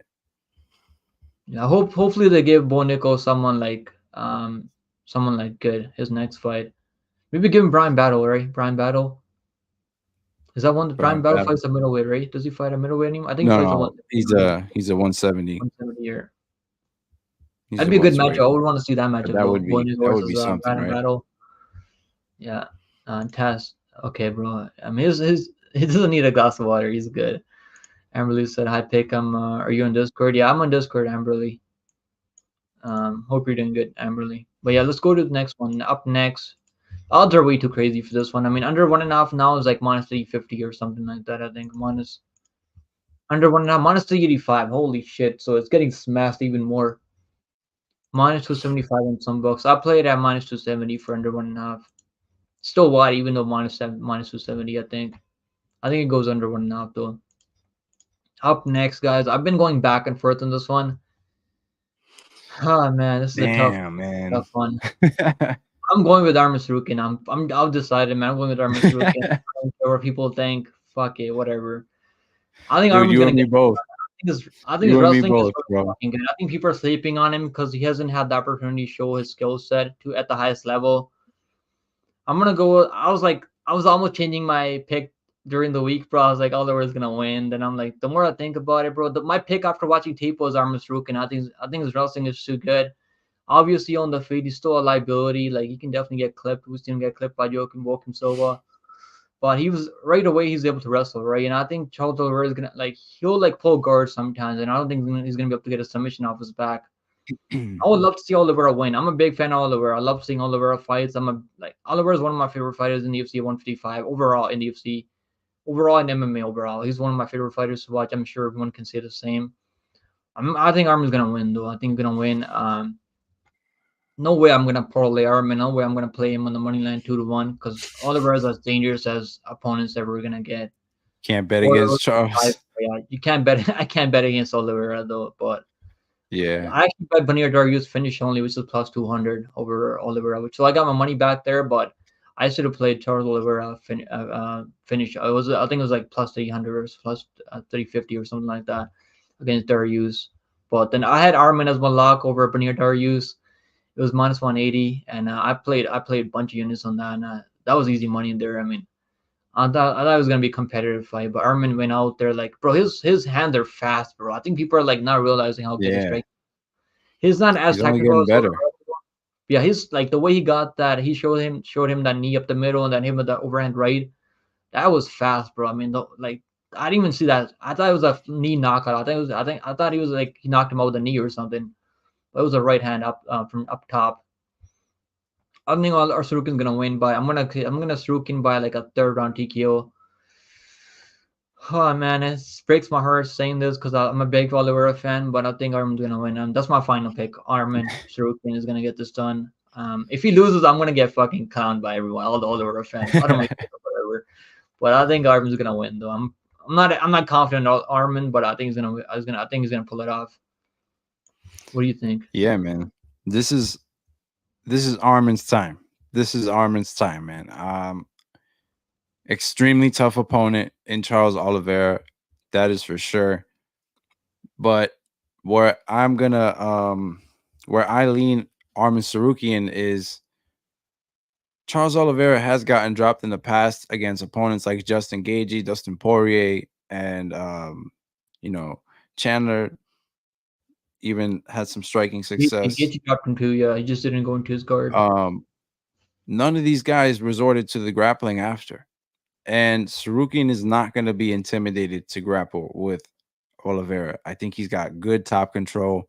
He's one of those high caliber grapplers that don't have to be intimidated by Charles Oliveira working off his back. And I say that respectfully. I say that respectfully because Charles Oliveira is a savage off of his back. I think, you know, we're talking about most bonuses. I mean, look, this guy is He's got phenomenal. so many Charles finishes. I think Oliveira, he's got the most future finishes Hall in of the UFC Famer. history. Yeah, yeah, like future Hall of Famer. You can write it down now. First ballot, like all of those accolades and more. But I just am leaning, like you say, man. I just think this is Armin's time. I don't think, I said it in my picks video. I don't think he's gonna have a hard fight until he faces Islam Makhachev. And I say that He fought because Makhachev those at two, 21 years old. right, 21. right. That's crazy. When they run that back, it's gonna be his real tough fight, because I think these guys now are all a part of his process into getting there. This guy has shown a huge improvement since that first time he fought Islam Makhachev, and he's just hard to obviously he's been caught before in some fights as well, and that's what people are saying. Charles Oliveira is going to catch him on the feet, just like he's caught in Justin Gaethje and all these other opponents. It could happen. It could definitely happen. I could see that happening, but I'm leaning Tsarukyan because I think he's going to catch him and then not be intimidated to grapple. So I think he can win this fight via as crazy as it is. I think he could win with a club and sub. I'm gonna Submission, if go submission on Arman Oliveira would Tsarukyan. be crazy though. But, I mean, it can happen. Jim Miller did it back in the day.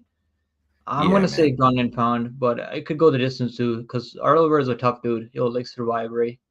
It's not gonna be easy to ground and pound him. And Sorokin doesn't really have like crazy one punch ground and pound. Like he'll like throw some hammer fists and stuff. But if he gets in full mount, I think it's gonna be a wrap though. But I really hope the Oliveira Yeah. wins. And as a fan, I want Oliveira to win so Oh, bad. But super. I feel Yeah, like yeah, Arman's for gonna get sure. it done. I feel like Arman's gonna For get it done. sure. Yo, let's freaking go. We got Nate Brown gifting a membership to the community. Let's go. Big dose for Nate Brown, bro. I appreciate that, brother. Let's freaking go. We got a big night coming up, man. I'm gonna be live for PO for later after this card. We're gonna be here till like midnight or probably till like 11 p.m. But yeah, let's freaking go, guys. Big W's for Nate Brown. I appreciate that, brother. But yeah, we're both gonna go with the Tsarukyan. As much as I hate saying it, but I think Tsarukyan's gonna win. I'm worried because all these up and comers. I mean, but Benoit Santoni was ranked number 11, though he never really fought someone like Makhachev in the past, so it wasn't really crazy proven against Poirier when he lost.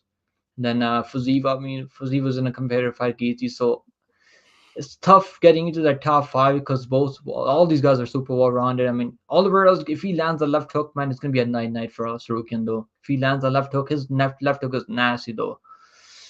It'd be crazy to see Oliveira get a one punch KO knockout. I mean, Damn, dude. I'm gonna I'm be a jumping bigger on my Oliveira feet. fan than Sarukian, but watching tape back, man, I feel like Sarukian's control, like the way he controls wrist. I mean, he's got the same type of wrestling like Habib. Like his wrestling is just as good. I feel like I don't think he's as good as Habib, but his wrestling is just as good. Control on the ground. He does all the right things when he gets the takedown, right? Like that's what I like about Sarukian though, because his Yeah. striking, like he'll throw some axe kicks, like he'll get kind of wide and leave himself open. But I feel like he just really wanted to get the knockout over Joaquin Silva, right? He just didn't really expect him early before he got rocked, No, right? yeah, you could Like tell. You could because tell. he saw the odds, right? He saw that he was minus 1,000, and he was like, "Yo, I got to go out there and finish this guy in the first round," because and that's what everyone was expecting, right? Everyone was expecting him to go out there because he really wanted to finish, and he got the finish in the third round. You know how badly that he wanted to finish him, but he really didn't have time to prepare for that fight because Joaquin Silva took that fight on short notice, so he didn't really have he had a full training camp, but really didn't have time to like prepare for that style, right? Joaquin Silva was a juiced up brilliant though. To be fair, it's not like the guy's a scrub, right? I mean, like No. he's got some power and he throws heat. And that's the type of fight that you want to see these guys in, right? Get rocked and recover and still win the fight. Like that's the type of fight that's going to build you up to that championship Exactly. That's what I'm saying. caliber. He's always showing improvement. This guy is you can't count Sarukian out in any fight either. And he's And this is doing going to that be a at great such a matchup, man. young This is going to be age. an awesome matchup. I think this is Yeah, going to be man. part of the night for sure. Yeah. It's going to be back and forth until one of them finishes each other. But yeah, we're both going to go with Sarukin, but I honestly hope Oliveira pulls it off. But the odds are like, I can't get there in Sarukin at this line. No way. If it was like minus No. 120 for Sarukin, I would bet it. I would bet the hell out of Sarukin at minus 120. But minus 225, bro. Like, I mean, Oliver up minus 185, plus 185. Dogger past their betting yet. I can't get there on this line. I don't know. I don't know if there's anyone parlaying. I'm sure there's a lot of sharp playing. Have a lot of money on Sarukin here. I just can't get there personally. I think it goes over one and out though, but it's definitely risky though, because these guys are gonna go balls to the wall from that first bell rings. Fight doesn't go to this. I got under 2.5 in a parlay at minus 210. I think it doesn't go over 2.5 rounds. Yeah, Um, that's a good play. yeah, I don't think it's gonna go under two. I don't think it goes past the second on. But yeah, we're gonna go with Tsarukyan. But yeah, I was leaning decision. I feel like a third round TKO isn't unlikely though. But it could go the distance too. Hopefully it goes the distance and Oliver like hopefully it go ends inside distance because they got the parlay going. But as a fan, Yeesh. like I don't want Oliver getting finished as a fan. But bro, I think Tsarukyan's gonna win though. But we're gonna find out. Up next, we got Justin the highlight Gaethje taking a max blast Holloway. You want to Man. start this one off, Chris? Yeah, man. All right. So Justin Gaethje, 155er natural, 155er. We know this. And I think he's got good knockout power. Man, he's got a good chin. He's taking some hard shots in his fights. Um, and we've seen him. You can't ever count out Justin Gaethje either. You know, we've seen him almost in that fight with Dustin Poirier. When I watched it back, yes, he took a lot of shots, but it was moments where you felt like he could have almost gotten the finish in every round in that fight. He could have finished Dustin, because I think, you know, that's what he does. His power does transition every single round, and I think he's been working on that. You know, we saw it levels to his game every single fight. Even after his losses, he's improving, as well as Max Holloway, though. You know, Max Holloway, when he took that first loss to Volkanovski, he also showed a lot of improvement in that second one, made it out an extremely close fight to I call. think Holloway got you got robbed in that one. Even Dana White Yeah, said he got robbed. yeah, I was leaning Holloway as well in that second one. So these two, man, they make phenomenal game plans for their opponents. They have good coaches. This is such a hard fight to call. Um, I think the calf kicks of Justin Gaethje are going to play a huge role in this fight. He's got great calf kicks and good body shots as well. He's able to mix it up. He's not a stranger. He's not just looking for headshots. Um, and I think he knows that he's going to have to break Max down in this fight. It's not just about one shot here in this fight. That's why, you know, 5 rounds is a little bit concerning for me, because I think Max Holloway's volume, we know that his volume is the way he gets it done in all his fights. He's going to pressure and volume and just literally outclass his opponents in there. Um, that's what he's been known to do. But in the process, he takes a lot of damage. Takes a lot of damage, and some might say otherwise. You know, I know Nate's been saying that he doesn't take some shots, but I've seen him take some shots, man. Uh, Max Holloway, yeah. Volkanovski I mean, also, he's got a decent chin though. He doesn't have a bad but chin. exactly, that's the best part about him. You know, he's got the chin for it, and Volkanovski, he was having success with the calf kicks. I think Justin's are going to hit a lot harder. Um, man, for me, it's if this fight ends early, it's Justin Gaethje. If this fight goes late, it's Max Holloway by split decision. And the way I've been leaning lately in this fight, and I think I'm gonna have to make a pick flip to Max Holloway, man. I think Max Holloway, he looked Let's good on go, the Max scales. Holloway. He looked good on the scales, man. He's fast. He's gonna bring that speed into this fight. He's gonna need to use speed in this fight. That's for sure, because Justin hits hard and he plants his feet when he does hit hard. So he's going to have to move. And just Max is no stranger to working the body either. He's got phenomenal boxing. We're talking about two great stand-up fighters here. But I see this fight going all 5 rounds. I see this fight going all 5 rounds, and I see Max Holloway winning it by split. Man, I'm going to call Max Holloway getting this one done. Yeah, I'm right there with you, man.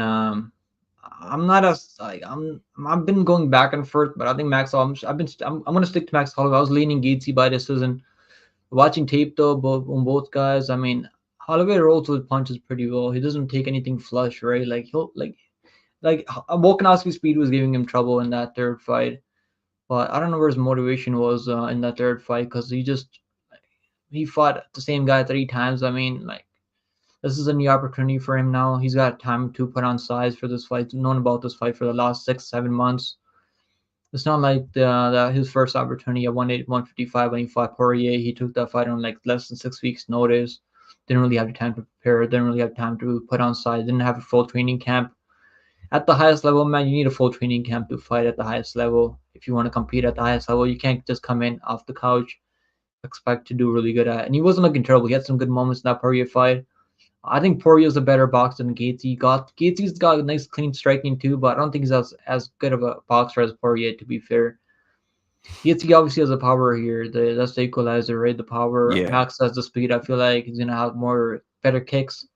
Gaethje hasn't been throwing a lot of leg kicks. If you go run back his fight tape, he's kind of right. given up on those He leg has kicks. He been might bring it straying back for away this from it. fight because he's seen Yeah, Volkanovski have success with the leg kicks, right? He might bring it back. But he's not as clean or fast as with the leg kicks as Volkanovski, in my opinion. I think Volkanovski just touched your legs and he moves out of range right away. Like him, he just moves out of range right away. Gaethje, when he throws the leg kicks, he like throws everything to those leg kicks.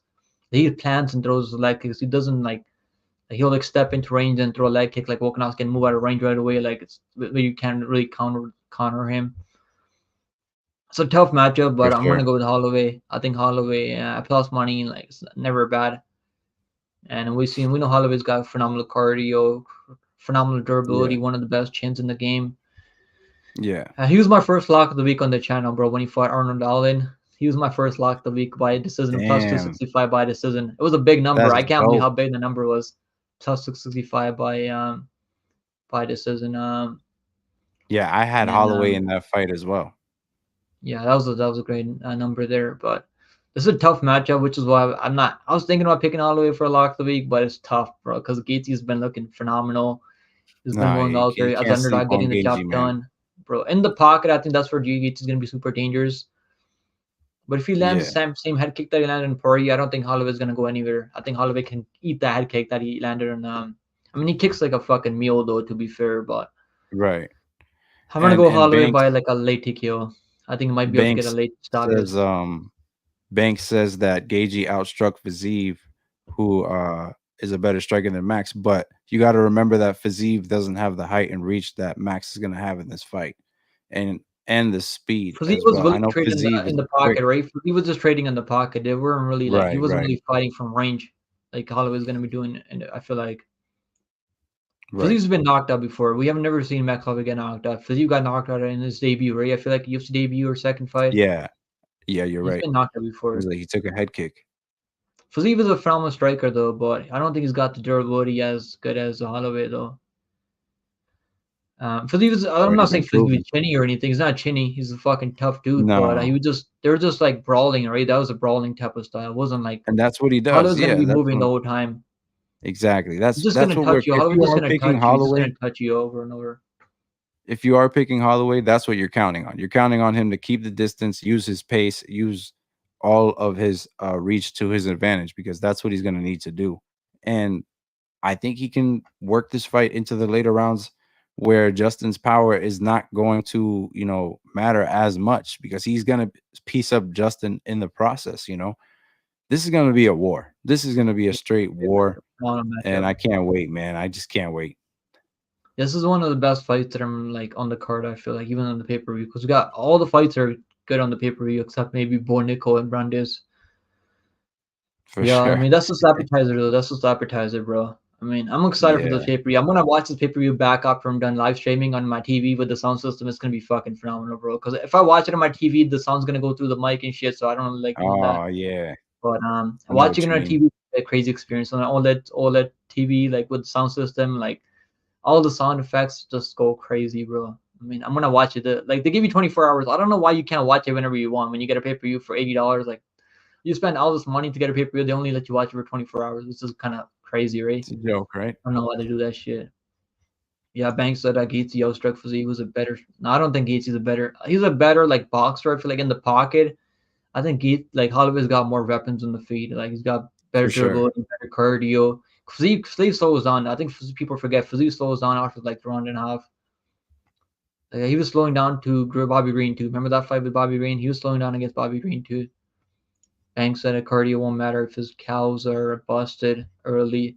I guess we're gonna find out, bro, in a couple of and one more sleep until we find out what I can't happens. wait, man. Yeah. Cannot wait, man. And if I'm wrong, bro, you can come tell me on my live stream that I was that you're right, and I'll give you credit. Thanks. Tyler said Jan Shannon got taken on but twice by Dern and 3 times by Esparza and KO'd. Yeah, we're gonna move on to the next one. But yeah, let's look at the odds. I mean, odds for this fight, Holloway. Just in case you minus 155. Holloway line is coming down. It's plus 130 now. Don't the bet that I like on this fight is the spread plus 3.5 on a Holloway spread. That's the best bet on this fight because I think he's gonna win the fight overall, but he's gonna win at least 2 out of 3 rounds if he loses by damage, being out damaged on the feed. But I think he's gonna win some. That's the best bet that I like on this fight. I think it goes over though. I feel like it goes over 3.5 rounds. I think might see a late Yeah, finish from Holloway because if Gaethje can't deal with the pace and pressure from Holloway with the volume, I think Holloway Gaethje's pretty tough. Though. He's pretty tough. Over 2.5 minus 65. I think it goes over 3.5 rounds. We might see like a late fourth round TKO or like a fifth round TKO from Holloway if Gaethje can't deal with the pace. We've seen Gaethje break before. I mean, Poirier was able to break him. Alvarez was able to break him. I mean, we've seen him break before plenty of times.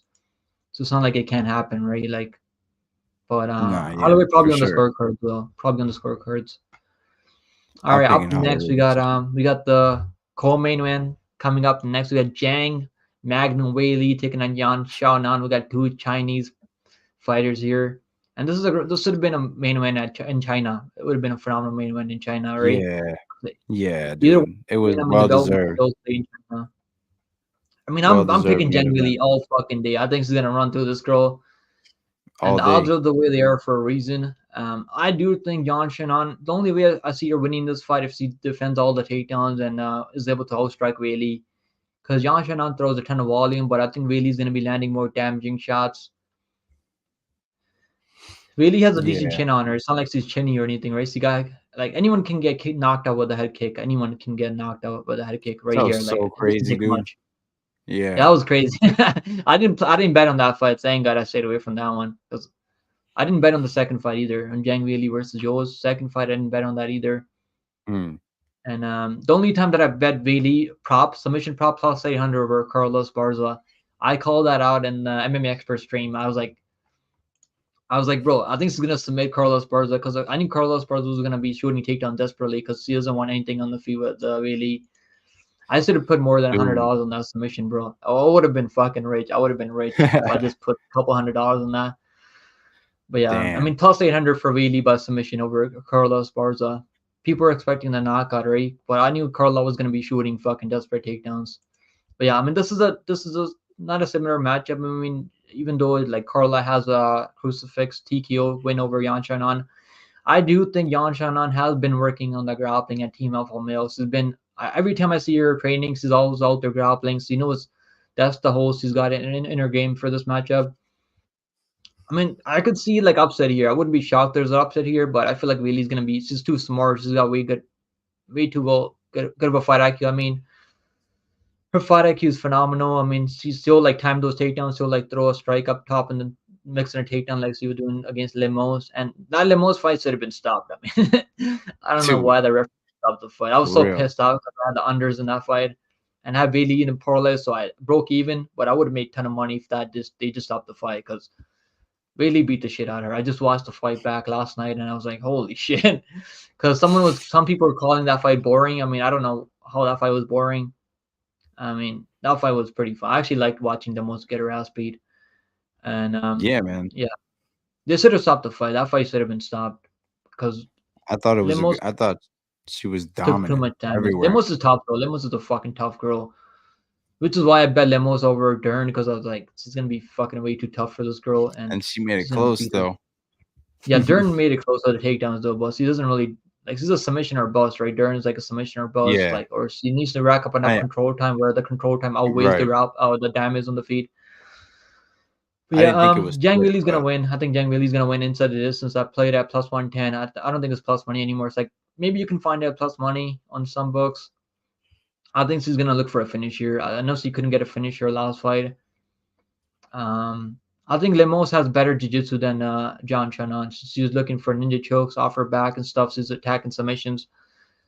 I think Yan Shanon's gonna be looking to make it make her way back up to her feet once he gets taken down, and I think Weili's gonna wrap up a submission or knockout. She's gonna get a grounded pound because Weili hits fucking. She hits hard, man. She's strong. She picked up Shaq. She picked up Ngannou, Dude. bro. Like these guys are fucking massive. Like Weili's a strong fucking. She's a strong fighter. Yeah, I'm man. really You I'm gonna pick Weili by grounded pound. I don't think she's really gonna need to look for a submission here. I think a grounded pound is gonna be more than likely. She might get a knockdown and grounded pounder because she knocked down Lemos on the feed, who's got way more power than Yan Shannon.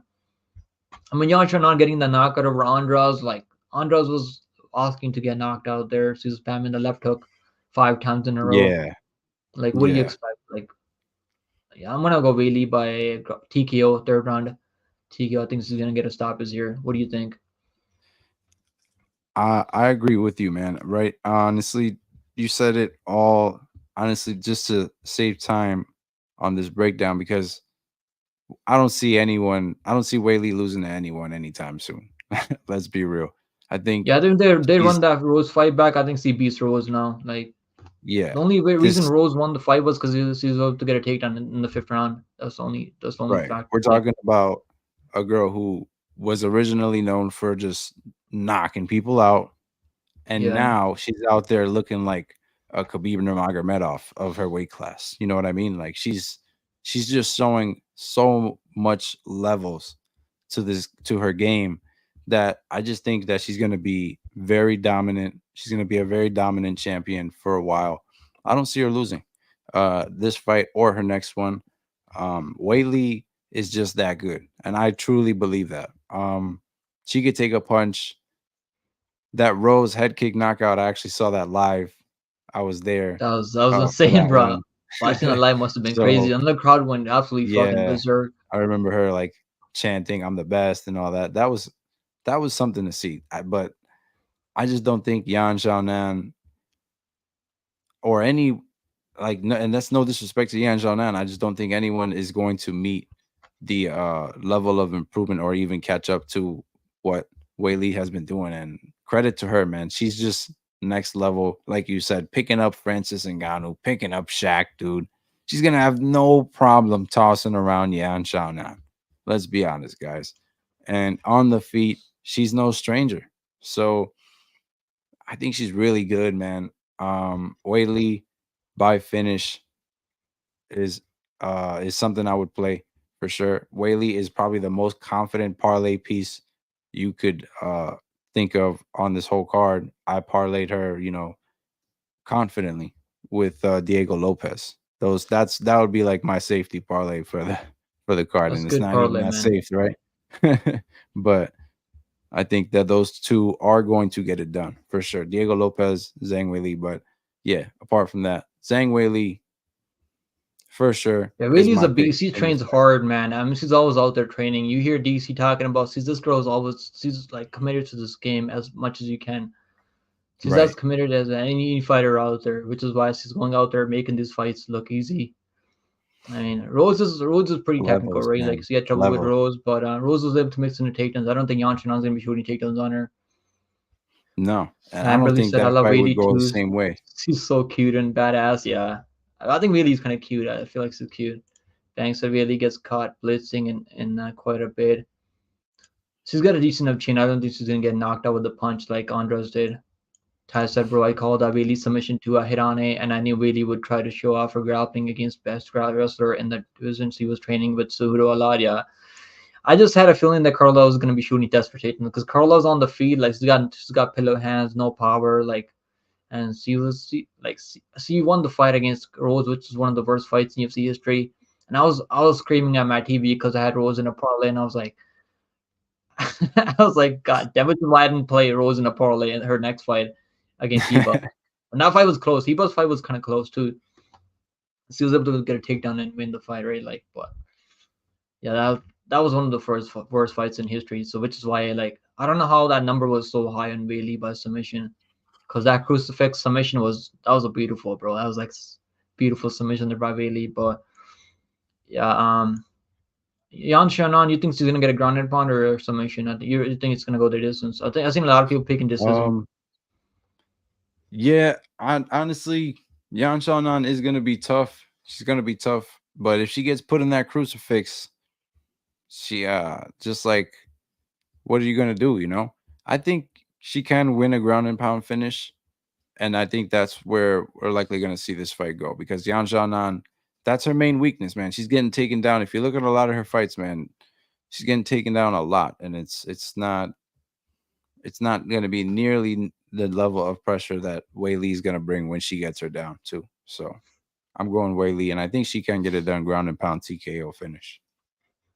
The odds are, I mean, Weili's like minus 485.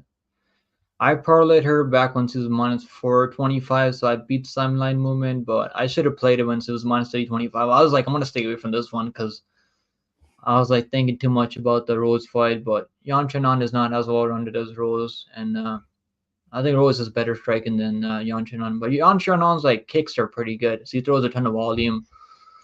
So yes, you could make this fight kind of close on the feet, but I think it's the takedowns that are gonna matter, that are gonna make a difference. And really, like once he gets to the takedowns, he's heavy on top. He's got phenomenal control on the ground, and she's gonna be looking for submission and a finish. I feel like she's gonna get a grounded pound finish, yo. Bailey inside the distance here. What's the number on Bailey inside the distance? Under 3.5 rounds, minus 107. I think fight does not go the distance. That's one of my best bets here, because I was gonna include Weili by inside distance plus 115 as a best bet. Then by the time I did the best bets video, it was like not even plus money anymore. Mm, Yeah, Weili by inside the distance is like minus 125. No, it's not plus money anymore. So yeah, it's tough um. play. I was like, you might as well take fight doesn't go the distance, right? Minus one. It was minus 150 when I gave it out, but Or minus you one could sixty you could five. You might money as well line take her, fight parlay her. doesn't go the distance just to cover both sides, right? But I think really, but as Yeah, a parlay piece is phenomenal. Even at minus right. 485, I think this is a better parlay piece than Kayla Harrison because Oh, for really is like sure, one proving thousand people. percent, 1,000%, one Yeah, thousand percent. putting People the both betting on of Kayla really. Harrison are really taking a big chance. I think they're both gonna Yeah, win, but yeah, it's like we've seen Weili go out there prove it over time and time again. exactly, exactly. All right, That's where guys, we're at. we're at the main event of the evening now. You want to start this one off, Chris? Alex Pereira taking on Alex Yeah, Poatan man, Pereira taking on Jamahal. Sweet Dreams Hill. What a main event, bro! I'm so excited for this one. dude. Me too, man. I think a lot of people are, questioning Alex Pereira's chin coming into this fight, and a lot of people are questioning Jamal Hill's Achilles. So, you know, Sweet Dreams has looked good out there. That's one thing we can't deny. This remove the injury from ever happening. This guy, there would be no discussion here. I would be picking him all the way. Okay, if he didn't have no Achilles, nothing, I would have picked him, and there would have been no question here. But we got to take that into account. And I think he does use a lot of footwork, unorthodox footwork out of him from Jamal Hill. I think he's an unorthodox striker. Watching his fights, he doesn't really throw anything conventional. He's actually, hitting you some in different ways. And I think that's why he has a lot of success on the feet. We saw that against Glover. Glover was hands up whole fight, but still getting clubbed through the defense. And we saw that Jamal Hill switch stance in that fight. So good game planner, great stand up. We know that he is a good. He's got good grappling, but we know he's not going to grapple. He already said it. He He wants to said he knock wants this to knock dude out out. Poatan. And if you want to knock out Potan, you are just asking for it, man. I mean, That's it can be that's what done. We've I seen think, Izzy knock man. him out, right? I mean, Izzy's never Um, really been known for one punch KO power. For sure, It can for definitely be sure. But done. if we watch that fight back too, that's another thing. I really feel like people after he got slept kind of forgot how that fight was going. You know, Yeah, Pereira was Polton was having, dominating the fight on the feet. you know what I'm saying? Pereira He was got kicked back dominating with his that fight, and he was on his way to another win, making it 4-0 against Adesanya until I think he got really cocky in there. And can that happen against Jamal Hill? For sure. For sure. But it's going to be something where he's going to have to keep himself tamed because, I mean, he's also got the guy who he just fought in Glover coaching him. So, he's also got to be aware that Glover's got to be telling him this guy's going to be there all 5 rounds. Jamahal Hill is a He's guy, not going anywhere. He's a I tough don't dude. question his cardio. I don't question his power. I do think his power transitions as well into the later rounds. Um, who has the more one-touch power? We will find out because Yeah, you know this, we this we're gonna saw find out in this fight. we saw Hill Sure. flatline Walker with one shot, but then when we've also seen Pereira do it time and time and time and time again. So obviously Pereira's done it more, but these two have proven to have one-touch power each. So extremely, extremely tough fight to call here. But I'm picking Poatan, man. I think that Hill is going to need that footwork, and that footwork is going to be compromised, man. There's just no denying it. Maybe I'm making a big deal out of it. We'll find out. I have to get proven wrong. But I just think that there was a time where this guy was sitting on the couch and he had no intention of fighting at UFC 300. And then he got a call on 4 weeks' notice. And I think it's gonna, he's in shape. He looked really good on those scales, and that's for sure. Anyone questioning his Yeah, Pereira physique, looks fucking he huge was next to strong up Hill there. too. He's got a Yeah, sizes over. I don't know how this dude ever made 185. right. But anyone questioning Hill's physique coming into this fight, you're absolutely mistaken. I think he has worked very hard for this fight, but I question how that leg is gonna look. I question how it's gonna look, and I think what better coach to have than Glover Teixeira, the guy who just fought him. This is like Poatan. And then he's also telling him he's going to stand with him. We're talking about a phenomenal kickboxer who takes his time and one touch power, like we said. He's not compromised. So I'm leaning Pereira, man. I think it might happen late. We could see Jamahal Hill definitely having success in this fight. I do see him, What if Jamahal wrestles putting here? on What if he gets a takedown and gets on top? Is it now gonna be a that's wrap? if he does wrestle, I think it's a wrap. I think it's a wrap. If I knew he was going to wrestle in this fight, I would be picking him all day. It's just that we don't know if that's what he's going to do, man. And maybe that's all in the game. Maybe that's all in the game. It's a part of the act. But yeah, I don't think Politan's good off his back. That's for sure. I think if Hill wrestles here, he's going to win this fight without a doubt. But and then that will also diminish Pereira's power because his stamina, he's going to be working hard to get up. I think that wrestling is huge for Jamahal Hill, but I just don't know if he's going to do that. He wants to make a big statement and trying to make He's a got so much statement. ego, man. Hill's got so much ego. If he didn't have Yeah, ego, I would be so confident in Hill here. you just can't do that. The You ego, just can't do he's got that so with much with a ego. guy who has one touch power. He had such a big ego against Paul Craig. Paul Craig I mean, even though broke his Paul Craig broke, arm. this dude was still fighting through it, right? This dude is fucking Yeah, tough. He's yeah. never questioning his Oh, he's heart. super tough. That's one thing. He's super tough, man. And credit to Jamahal Hill, man. I think he can get it done for sure. I think, like I said, if it wasn't for the Achilles surgery, I'd be picking him all the way here. If he had a full camp and all that, this guy's only had 4 weeks to prepare, man. I mean, this And is a tough and fight. I'm still going back and forth. I can't decide who one of like. and I I gotta was go picking Hill Poatan. after watching tape. Then I'm picking Pereira after. I still can't decide, bro. This is a tough matchup as you can ever have to make a pick on. Super tough, man. I love this main event. Either way, I don't think it's gonna go the distance. Either way, I don't think it's gonna go past the Oh second, yeah, third round. no, I like the no. under two and a I half rounds. I think it goes under 2.5. I got the under 4.5 rounds in a parlay at minus 370.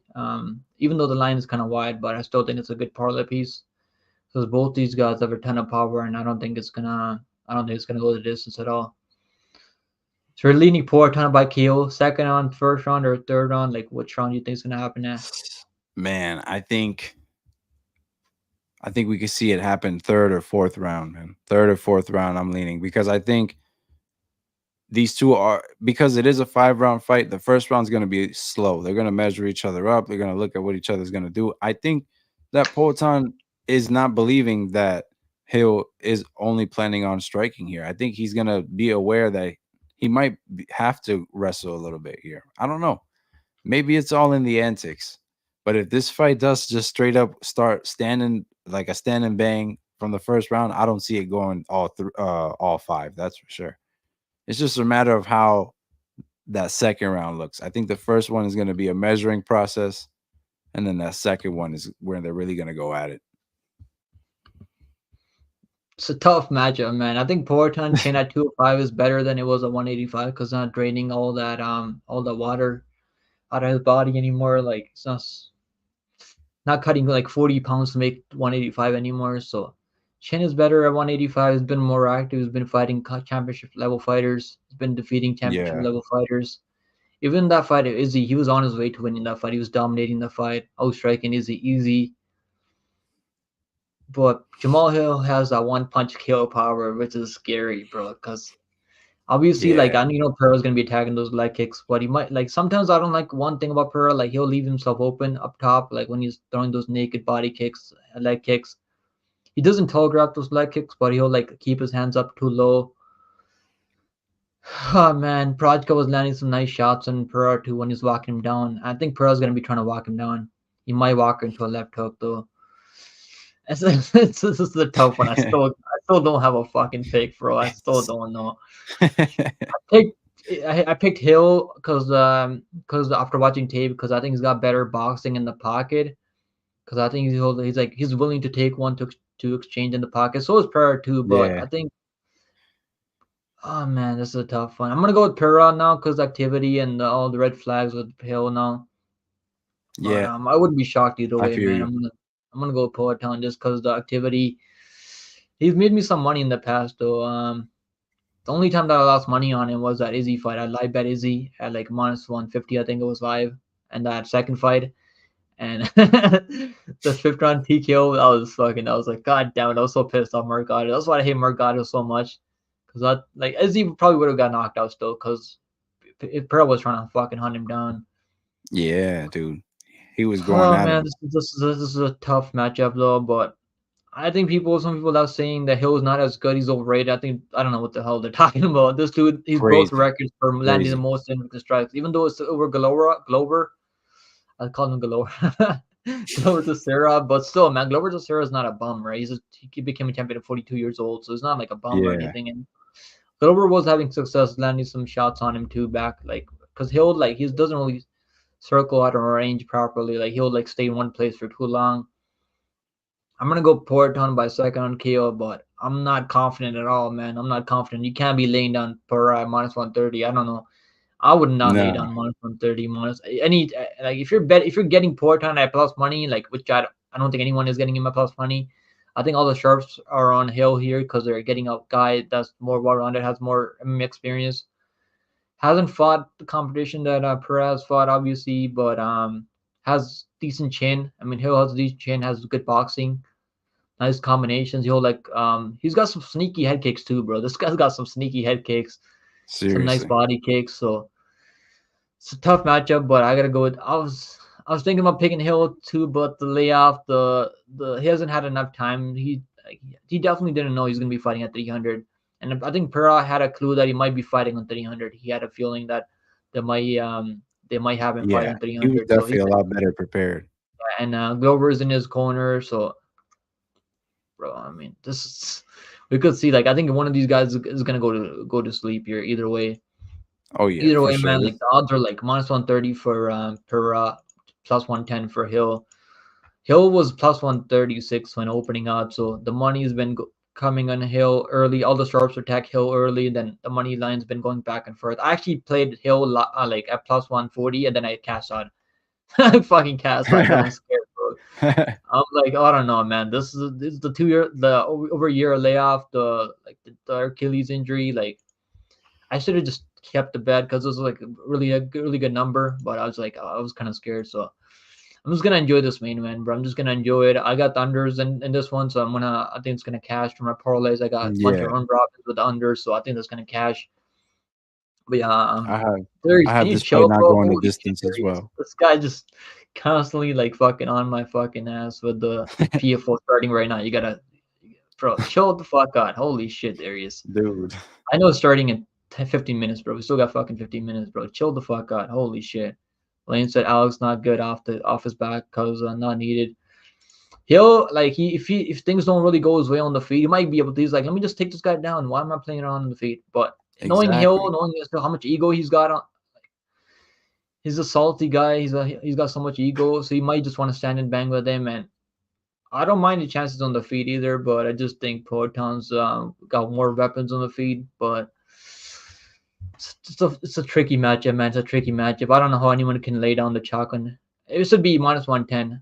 If it was plus money, Proton, I would bet it all day at plus money. But just I mean the over 1.5. I think it goes over 1.5. But I played over 1.5 in that Prochazka and Pereira fight, but it was minus 130 there. And so obviously the numbers a little bit. I think they're gonna take their time early. Then they're gonna find their timing. But I would not play the over at almost 2-1 here, minus 175 for over 1.5. Fight doesn't go to distance, minus 400. I think that's a good parlay piece right there. Fight does not go to distance because I don't see this going to distance. Under 3.5 rounds, minus 275. I I got have the that in under a 4.5, parlay. under 3.5 rounds in parlays. I think I like all the unders except I have under two fight and to a half not rounds go the distance is in a risky parlay as because well. yeah, I think the unders are a great parlay piece here. Let's work on a parlay. Let's do a parlay for let's do a plus money parlay. Let's start with the first fight. We're gonna go with the bro. Where are the odds? Okay, here we go. We're gonna go with the under. Let's go with under 4.5 or under 3.5 rounds. Let's go with under 4.5 rounds, right? Yeah, under 4.5. Under 4.5 rounds here. Let's go with the Weili money line. I mean, do we want to play the Weili money line? money line. Over 1.5. What's the over 1.5? Minus 420. And if So we're let's picking just do Max this. Holloway, we could parlay like a over 2.5 in that Yeah, I if think we over wanna. 2.5 is good. Yeah, over 2.5 because it's a risky fight, but I think it goes over 2.5. Let's do a main card. This is the main card parlay. So Tsarukyan, I'm gonna go with the. I don't want. I can't parlay. I can't parlay Tsarukyan at 2-1. I just can't Dude, do it that's because Oliveira is crazy. so dangerous.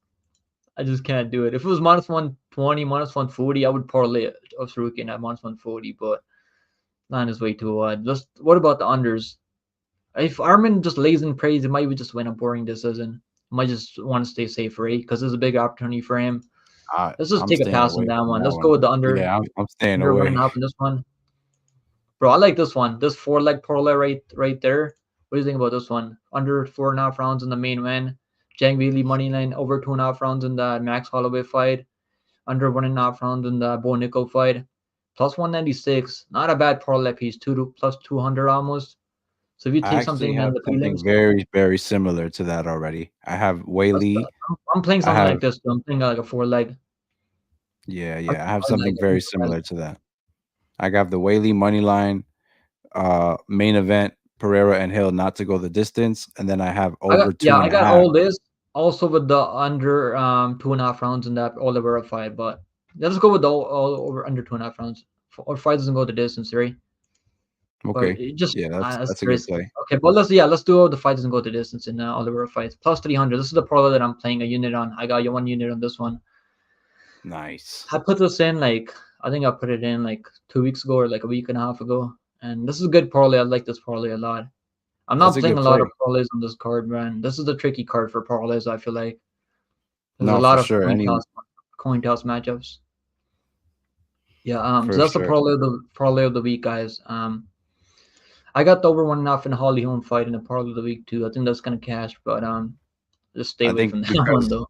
obviously because I'm picking Moicano, the prop of the week for me is the Moicano submission. I think it's like plus 500 right My now. kind of So submission is honestly not a bad call.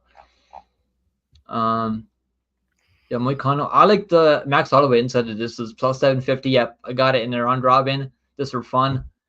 It was like, nice. what's the Max Holloway by inside this is no plus 450 now, so it's not plus 700 at 750 anymore. I played at 750 because it was 750 for like a couple of days. Then it came down recently, like the last couple of days. So um, I got that in with like a bunch of Arman over 1.5 rounds plus 140. I got that in a long round robin. Like I'm just playing some fun parlays just for fun. No, that's dope. That's I'm not dope, putting man. more like crazy money on it. Just like something small, just to win some small Enjoy lottery the ticket. card. Yeah, Yeah, something to this is a card that you want to enjoy. Like sweat I the don't want fight to a have little be bit. stressing over my money on this card. Yeah, This is like one of the best cards ever. But yeah, guys, literally, dude. that's the breakdown, guys. It was so we went over the full card, man. We did it in 2 hours. I appreciate everyone coming in, hanging out with us, man. Make sure you guys go drop a sub to my boy Chris Merle's channel. I'll drop his channel in the chat. Go get him to 100 subs, man. He only needs like 13 more subscribers. I think if everyone sub to his channel in the chat right now, we can get him to 100 subs right now. Do me a favor, guys. Go drop him a sub. Let's get our boy to 100 subs for UFC 300. I appreciate your time, Hey, brother. I man. appreciate you coming on, hanging out with us. Shout out to the We finally chat. did Shout it, out to the bro. We would have community. been live earlier, probably in the week if you were on vacation, but we still did it, man. Dude, I'm yeah, gonna be live for man. PFO later now. In the next 10 minutes, I'm gonna go take a stretch out for a bit, For get some sure. food, I'll be and tuning into your PFL stream, man. Shout yeah, out to bro. Pick'em. PFO. I mean, there's The some fun grind fights in doesn't stop. PFO, but I think Yeah, PFO, man. like a lot of fights are gonna go the distance. But hopefully, you get a lot of finishes on PFO. Yeah, I'm gonna be live in the next like probably like the next I'll be live in the next 10 minutes, 6:30. So the stream is supposed to start at 6:15, but I'll be live at 6:30 exactly because they're gonna start up the fights at like probably like 10 minutes after. Like take a while for the first fight. So guys, All right. I'll Yeah, see I'll you be guys in the tuning next in, one. man. Yeah, I appreciate you, brother. I appreciate you being here with us, breaking down the fights.